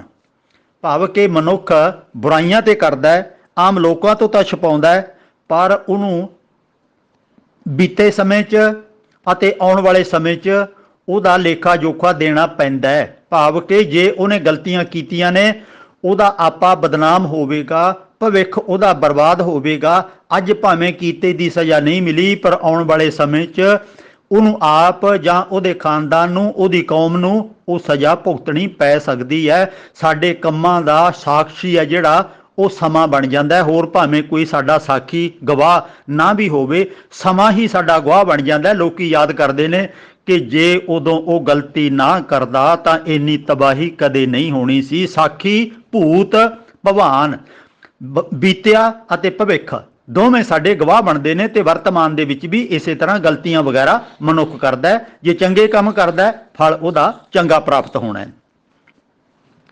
ਇਸੇ ਤਰ੍ਹਾਂ ਸਰੀਰ ਨੂੰ ਵੀ ਭੂਤ ਆਖਿਆ ਗਿਆ ਹੈ। ਗੁਰੂ ਸਾਹਿਬ ਕਹਿੰਦੇ ਨੇ, ਭਸਮਾ ਭੂਤ ਹੋ ਆਖਿਨ ਭੀਤਰ ਕੀਆ ਆਪਣਾ ਪਾਇਆ।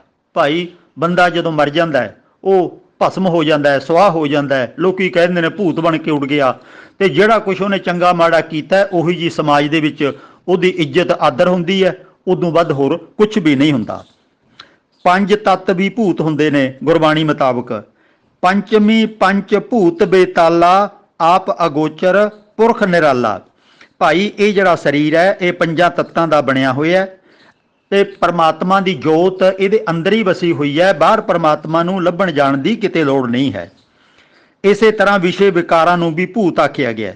ਦੁੰਤਰ ਦੂਤ ਭੂਤ ਭੀ ਹਾਲੇ, ਖਿੰਚੋ ਤਾਣ ਕਰੈ ਬੇਤਾਲੇ।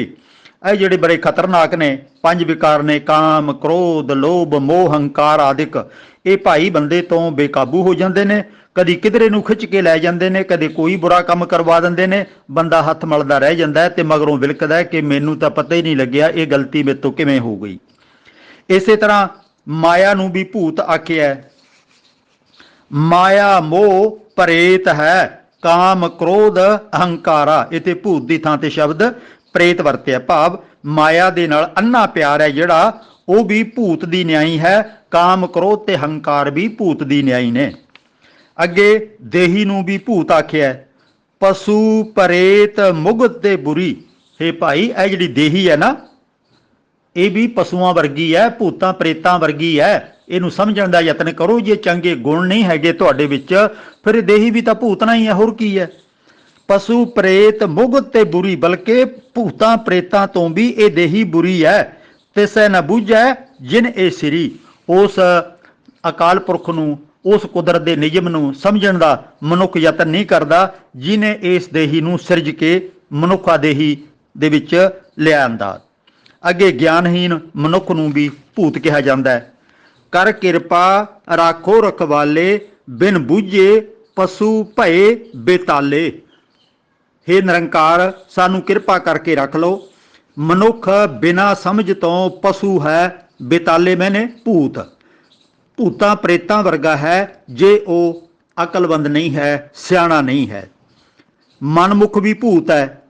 ਸੱਚ ਸੱਚਾ ਜਿਨੀ ਨਾ ਸੇਵਿਆ, ਸੇ ਮਨਮੁਖ ਮੂੜ ਬੇਤਾਲੇ। ਬੇਤਾਲਾ ਮੈਨੇ ਵੀ ਭੂਤ ਹੁੰਦਾ ਹੈ। ਜਿਨ੍ਹਾਂ ਨੇ ਸੱਚੇ ਪ੍ਰਭੂ ਪਰਮਾਤਮਾ ਨੂੰ ਯਾਦ ਨਹੀਂ ਕੀਤਾ, ਉਹਦੇ ਵਰਤ ਰਹੇ ਵਰਤਾਰੇ ਨੂੰ ਨਹੀਂ ਸਮਝਿਆ, ਉਹ ਵੀ ਭੂਤਨਾ ਹੀ ਹੈ, ਬੇਤਾਲਾ ਹੈ। ਅੱਗੇ ਗੁਰੂ ਸਾਹਿਬ ਕਹਿੰਦੇ ਨੇ, ਮੈਂ ਕੀ ਆਖਾਂ, ਇਹ ਤਾਂ ਸਾਰਾ ਸੰਸਾਰ ਹੀ ਭੂਤਨਿਆਂ ਦਾ ਤੁਰਾ ਫਿਰਦਾ ਹੈ। ਨਾਮੋਂ ਭੂਲਾ ਜੱਗ ਫਿਰੈ ਬੇਤਾਲਿਆ। ਬੇਤਾਲਾ ਮੈਨੇ ਭੂਤ ਹੁੰਦਾ ਹੈ। ਇਹ ਸਾਰਾ ਨਿਰੰਕਾਰ ਪ੍ਰਭੂ ਨੂੰ ਭੁਲਾ ਕੇ ਸੰਸਾਰ ਹੀ ਭੂਤਨਿਆਂ ਦਾ ਇਕੱਠ ਬਣਿਆ ਹੋਇਆ ਹੈ। ਭਾਈ ਆਪਣੇ ਆਪ ਨੂੰ ਸੁਧਾਰੋ, ਔਗੁਣਾਂ ਨੂੰ ਦੂਰ ਕਰੋ, ਗੁਣਾਂ ਦਾ ਪ੍ਰਕਾਸ਼ ਕਰੋ।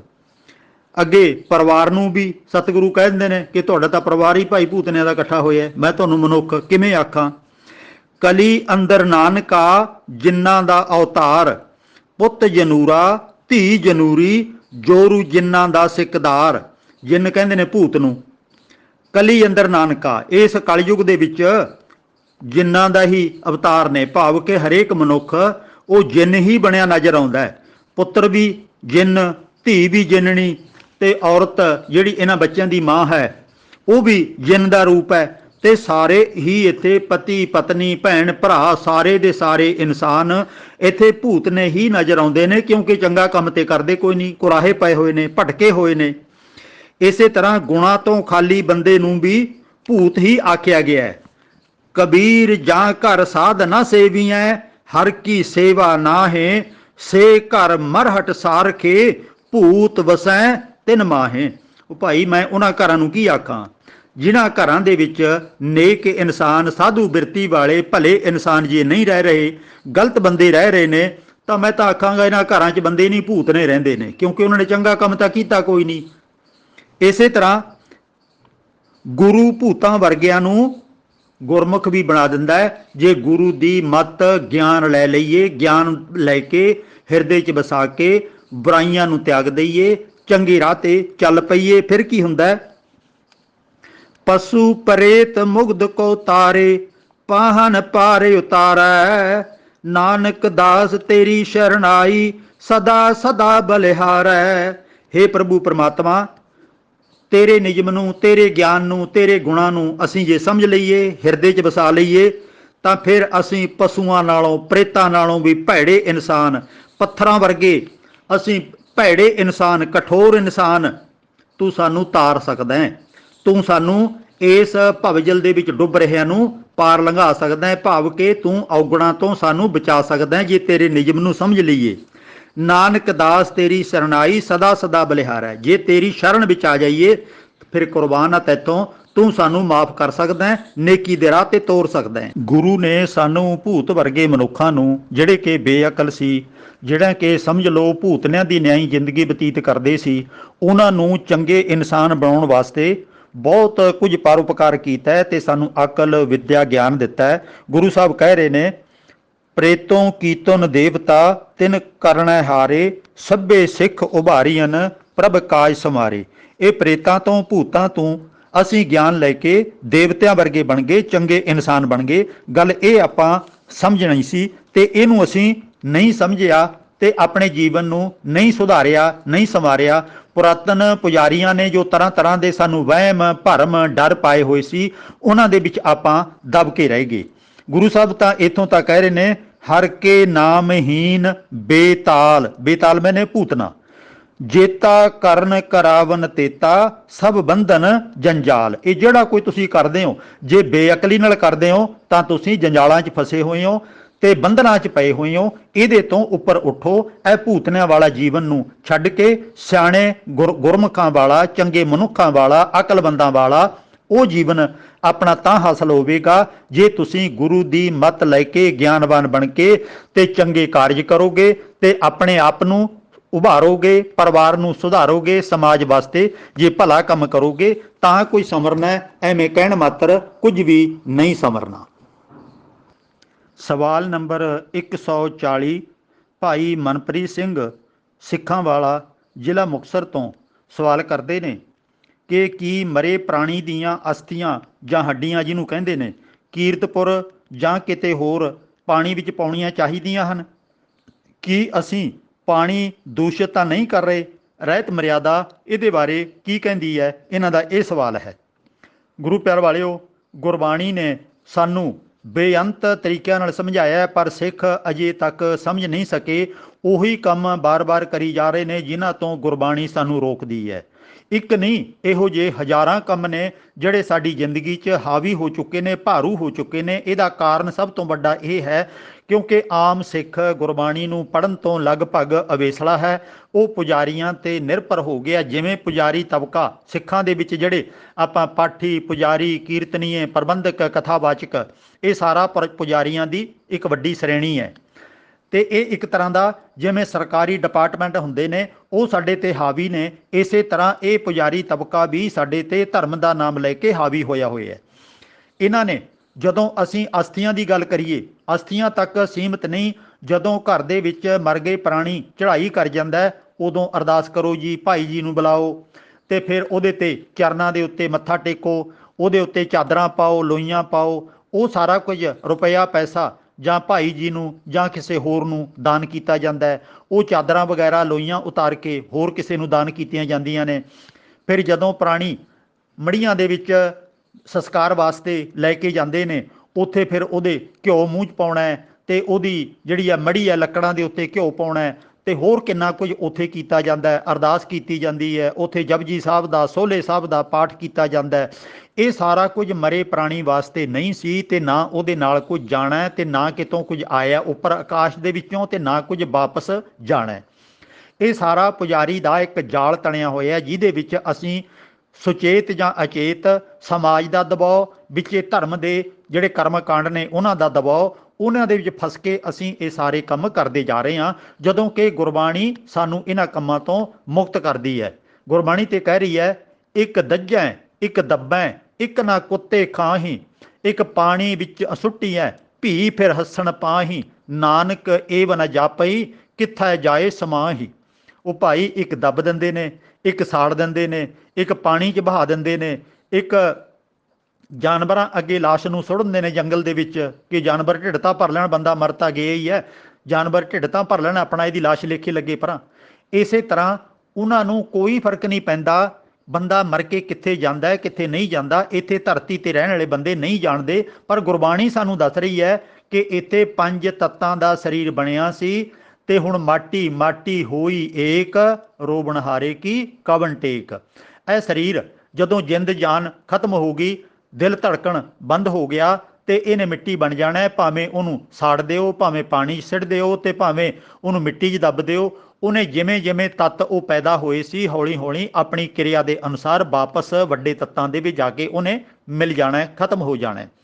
ਤੋ ਕੀਰਤਪੁਰ ਜਾਣਾ ਜਾਂ ਹਰਿਦੁਆਰ ਜਾਣਾ ਜਾਂ ਗੋਇੰਦਵਾਲ ਜਾਣਾ ਜਾਂ ਕਿਸੇ ਹੋਰ ਥਾਂ ਜਾਣਾ, ਇਹ ਪੁਜਾਰੀਆਂ ਵਾਸਤੇ ਲਾਹੇਵੰਦ ਹੈ, ਕਿਉਂਕਿ ਉੱਥੇ ਜਦੋਂ ਅਸੀਂ ਜਾਂਦੇ ਹਾਂ, ਇਹਦੇ 'ਚ ਟਰਾਂਸਪੋਰਟ ਦਾ, ਆਵਾਜਾਈ ਦਾ ਉਹ ਸਿਸਟਮ ਚੱਲਦਾ ਹੈ, ਲੋਕਾਂ ਨੂੰ ਬੇਅੰਤ ਨੂੰ ਇਨਕਮ ਹੁੰਦੀ ਹੈ।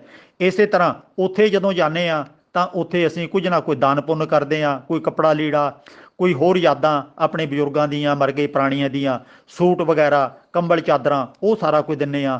ਤੇ ਉਹ ਜਿਹੜੇ ਪੁਜਾਰੀ ਨੇ ਉਹਦੀ ਅੱਗੇ ਵਰਤੋਂ ਜਾਂ ਦੁਰਵਰਤੋਂ ਕਰਦੇ ਨੇ, ਉਹਨੂੰ ਮੁੜ ਕੇ ਦੁਕਾਨਾਂ ਤੇ ਵੇਚਦੇ ਨੇ, ਆਪਣੇ ਦੋਸਤਾਂ ਮਿੱਤਰਾਂ ਰਿਸ਼ਤੇਦਾਰਾਂ ਨੂੰ ਕਈਆਂ ਥਾਵਾਂ ਤੇ ਉਹ ਚੀਜ਼ਾਂ ਪਹੁੰਚ ਜਾਂਦੀਆਂ ਨੇ।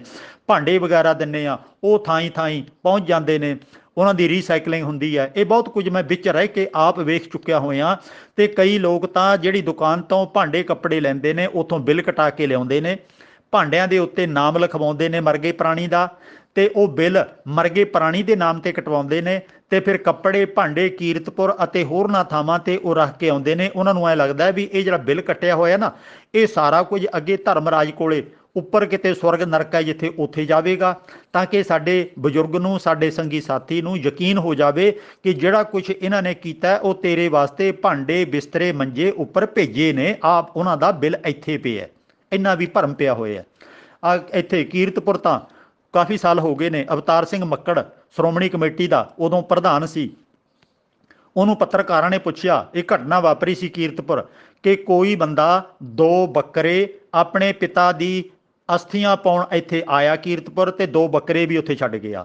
ਤੇ ਪੱਤਰਕਾਰਾਂ ਨੇ ਪੁੱਛਿਆ ਉਸ ਬੰਦੇ ਨੂੰ, ਜਾਣ ਲੱਗੇ ਵੀ ਤੂੰ ਬੱਕਰੇ ਕਿਉਂ ਛੱਡ ਗਿਆ? ਕਹਿੰਦਾ ਮੇਰੇ ਪਿਤਾ ਜੀ ਮੀਟ ਖਾਂਦੇ ਹੁੰਦੇ ਸੀ, ਤੇ ਮੈਂ ਚਾਹੁੰਦਾ ਕਿ ਬੱਕਰੇ ਉੱਪਰ ਪਹੁੰਚ ਜਾਣ। ਤੇ ਪੱਤਰਕਾਰਾਂ ਨੇ ਪ੍ਰਧਾਨ ਨੂੰ ਪੁੱਛ ਲਿਆ। ਪ੍ਰਧਾਨ ਨੇ ਜਵਾਬ ਦੇਣ ਦੀ ਥਾਂ ਤੇ, ਇਹ ਤਾਂ ਜੀ ਲੋਕਾਂ ਦੀ ਸ਼ਰਧਾ ਹੈ, ਹੁਣ ਕੀ ਕਰੇ ਜੇ ਕੋਈ ਛੱਡ ਗਿਆ। ਕਹਿੰਦੇ ਫਿਰ ਇੱਥੇ ਕੌਣ ਖਾਊਗਾ ਇਹਨੂੰ? ਉੱਪਰ ਭੇਜੋਗੇ ਤਾਂ ਕੋਈ ਪ੍ਰਬੰਧ ਤਾਂ ਕਰਨਾ ਪਊਗਾ ਨਾ, ਖਾ ਕੇ ਹੀ ਉੱਤੇ ਜਾਣਗੇ। ਇਹ ਤਾਂ ਜੀ ਹੁਣ ਸਮਾਂ ਹੀ ਦੱਸੂਗਾ, ਮੈਂ ਕੀ ਕਰ ਸਕਦਾ। ਇਹ ਤਾਂ ਹਾਲਤ ਹੈ ਨਾ ਲੋਕਾਂ ਦੀ। ਇਹ ਸਾਰਾ ਕੁਝ ਸਾਡੇ ਆਲੇ ਦੁਆਲੇ ਵਾਪਰ ਰਿਹਾ ਹੈ। ਤੋ ਆਪਾਂ ਪਾਣੀ ਦੇ ਵਿੱਚ ਵੀ ਜੇ ਭਾਖੜਾ 'ਚ ਪਾਉਂਦੇ ਹਾਂ ਜਾਂ ਹੋਰਨਾਂ ਥਾਵਾਂ ਤੇ ਦਰਿਆਵਾਂ 'ਚ ਪਾਣੀ ਦੇ ਵਿੱਚ ਆਪਾਂ ਪਾਉਂਦੇ ਹਾਂ ਅਸਥੀਆਂ, ਜਿਹਨੂੰ ਸਵਾਹ ਵਗੈਰਾ ਕਹਿੰਦੇ ਆ, ਉਹ ਤਾਂ ਪਾਣੀ ਤਾਂ ਪਹਿਲਾਂ ਹੀ ਬਹੁਤ ਦੂਸ਼ਿਤ ਹੋ ਚੁੱਕੇ ਨੇ। ਭਾਖੜਾ ਨਹਿਰ ਦਾ ਤੇ ਹੋਰਨਾਂ ਨਹਿਰਾਂ ਦਾ ਪਾਣੀ ਤਾਂ ਪੀਣ ਦੇ ਕੰਮ ਵੀ ਆਉਂਦਾ ਹੈ, ਤੇ ਉਹਨੂੰ ਵੀ ਆਪਾਂ ਪਲੀਤ ਕਰ ਰਹੇ ਹਾਂ, ਦੂਸ਼ਿਤ ਕਰ ਰਹੇ ਹਾਂ। ਇਹ ਨਹੀਂ ਕਰਨਾ ਚਾਹੀਦਾ। ਉਹ ਜਿਹੜਾ ਸਾਰਾ ਕੁਝ ਸਰੀਰ ਲੇਖੇ ਲਾਉਣ ਦਾ ਇੱਕ ਢੰਗ ਹੈ, ਤੇ ਉਹਨੂੰ ਲੇਖੇ ਲਾ ਦਿਓ। ਮੈਂ ਤਾਂ ਇੱਥੋਂ ਤੱਕ ਵੀ ਵੇਖਿਆ ਵਿਦੇਸ਼ਾਂ ਦੇ ਵਿੱਚ, ਜਿੱਥੇ ਵੱਡੇ ਵੱਡੇ ਪਾਰਕ ਬਣੇ ਹੋਏ ਨੇ, ਉਹਨਾਂ ਪਾਰਕਾਂ ਦੇ ਵਿੱਚ ਅਸਥੀਆਂ ਲਿਆ ਕੇ ਜਾਂ ਉਸ ਮਰੇ ਪ੍ਰਾਣੀ ਦੀ ਯਾਦ ਦੀ ਕੋਈ ਚੀਜ਼ ਉੱਥੇ ਨੱਪ ਕੇ ਉੱਥੇ ਰੁੱਖ ਲਾ ਦਿੰਦੇ ਨੇ। ਕੋਈ ਰੁੱਖ ਫੁੱਲਾਂ ਵਾਲਾ, ਕੋਈ ਰੁੱਖ ਫਲਾਂ ਵਾਲਾ, ਉਹ ਵੀ ਲਾ ਦਿੰਦੇ ਨੇ, ਤੇ ਇੱਕ ਛੋਟੀ ਜਿਹੀ ਤਖਤੀ ਦੇ ਉੱਤੇ ਉਸ ਮਰ ਗਏ ਪ੍ਰਾਣੀ ਦਾ ਨਾਮ ਲਿਖ ਕੇ ਉੱਥੇ ਯਾਦਗਾਰ ਦੇ ਤੌਰ ਤੇ ਲਾ ਦਿੰਦੇ ਨੇ। ਇੰਗਲੈਂਡ, ਅਮਰੀਕਾ ਆਦਿ ਹੋਰਨਾਂ ਅਨੇਕਾਂ ਦੇਸ਼ਾਂ 'ਚ ਮੈਂ ਦੇਖ ਚੁੱਕਿਆ ਕਿ ਉਹ ਇਸ ਤਰ੍ਹਾਂ ਦੀ ਯਾਦ ਬਣਾਉਂਦੇ ਨੇ, ਤੇ ਬਾਕੀ ਯਾਦਾਂ ਤਾਂ ਅਸਲੀ ਇਹ ਨੇ ਕਿ ਅਸੀਂ ਉਹਨਾਂ ਦੀ ਔਲਾਦ ਚੰਗੇ ਇਨਸਾਨ ਬਣ ਕੇ ਉਹਨਾਂ ਦਾ ਨਾਮ ਰੌਸ਼ਨ ਕਰੀਏ ਕਿ ਇਹ ਫਲਾਣੇ ਮਾਤਾ ਫਲਾਣੇ ਪਿਤਾ ਦੇ ਬੱਚੇ ਨੇ, ਉਹਨਾਂ ਨੇ ਬੜਾ ਮਿਹਨਤ ਕੀਤੀ ਸੀ ਇਹਨਾਂ ਨੂੰ ਪੜ੍ਹਾਉਣ ਨੂੰ, ਪਰ ਇਹਨਾਂ ਨੇ ਵੀ ਕੋਈ ਕਸਰ ਨਹੀਂ ਛੱਡੀ, ਆਪਣੇ ਮਾਤਾ ਪਿਤਾ ਦੇ ਨਾਮ ਨੂੰ ਚਾਰ ਚੰਨ ਲਾਏ ਨੇ। ਕਰਨਾ ਤਾਂ ਇਹ ਬਣਦਾ ਸੀ, ਅਸੀਂ ਤਾਂ ਉਲਝ ਕੇ ਰਹਿ ਗਏ, ਸਾਨੂੰ ਗੁਰਬਾਣੀ ਦੀ ਸਮਝ ਹੀ ਨਹੀਂ ਆਈ। ਤੋ ਇਹਨਾਂ ਥਾਵਾਂ ਤੇ ਜਾਣ ਦੀ ਕੋਈ ਲੋੜ ਨਹੀਂ।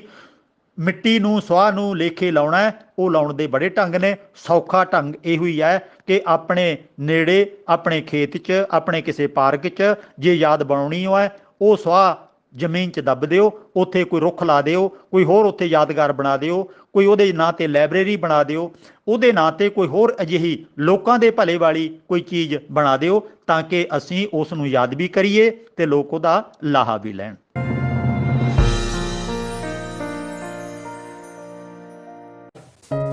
ਵਾਹਿਗੁਰੂ ਜੀ ਕਾ ਖਾਲਸਾ ਵਾਹਿਗੁਰੂ ਜੀ ਕੀ ਫਤਿਹ। ਪਿਆਰੇ ਨੌਜਵਾਨੋ, ਗੁਰਸਿੱਖੋ, ਵੀਰੋ ਭੈਣੋ, ਤਤ ਗੁਰਮਤਿ ਗਿਆਨ ਟੀਵੀ ਵੱਲੋਂ ਜੋ ਇਹ ਪ੍ਰੋਗਰਾਮ ਸ਼ੁਰੂ ਕੀਤਾ ਗਿਆ ਹੈ, ਤੁਸੀਂ ਆਪਣੇ ਸਵਾਲ ਲਿਖ ਕੇ ਜਾਂ ਬੋਲ ਕੇ WhatsApp ਨੰਬਰ ਤੇ ਭੇਜ ਸਕਦੇ ਹੋ ਤੇ ਉਹ ਨੰਬਰ ਟਾਈਪ ਕਰਕੇ ਇੱਥੇ ਦਿੱਤਾ ਜਾ ਰਿਹਾ ਹੈ। ਤੁਸੀਂ ਪੜ੍ਹ ਕੇ ਉਸ ਨੰਬਰ ਤੇ ਸੰਖੇਪ ਸਵਾਲ ਭੇਜਣੇ ਨੇ, ਚਾਹੇ ਬੋਲ ਕੇ ਚਾਹੇ ਲਿਖ ਕੇ, ਤੇ ਉਹਨਾਂ ਦੇ ਜਵਾਬ ਸਮੇਂ-ਸਮੇਂ ਅਨੁਸਾਰ ਤੁਹਾਨੂੰ ਦਿੱਤੇ ਜਾਇਆ ਕਰਨਗੇ। ਤੇ ਜੇ ਤੁਹਾਨੂੰ ਇਹ ਸੱਚਮੁੱਚ ਚੈਨਲ ਚੰਗਾ ਲੱਗੇ ਤਾਂ ਇਹਨੂੰ ਹੋਰਨਾਂ ਤੱਕ ਵੀ ਸ਼ੇਅਰ ਕਰਿਆ ਕਰੋ, ਪਹੁੰਚਾਇਆ ਕਰੋ, ਤਾਂ ਕਿ ਜਿਹੜੇ ਸ਼ੰਕੇ ਨੇ ਮਨਾਂ ਦੇ ਵਿੱਚ ਉਹਨਾਂ ਨੂੰ ਸੌਖੇ ਤਰੀਕੇ ਨਾਲ ਦੂਰ ਕੀਤਾ ਜਾ ਸਕੇ। ਵਾਹਿਗੁਰੂ ਜੀ ਕਾ ਖਾਲਸਾ ਵਾਹਿਗੁਰੂ ਜੀ ਕੀ ਫਤਿਹ।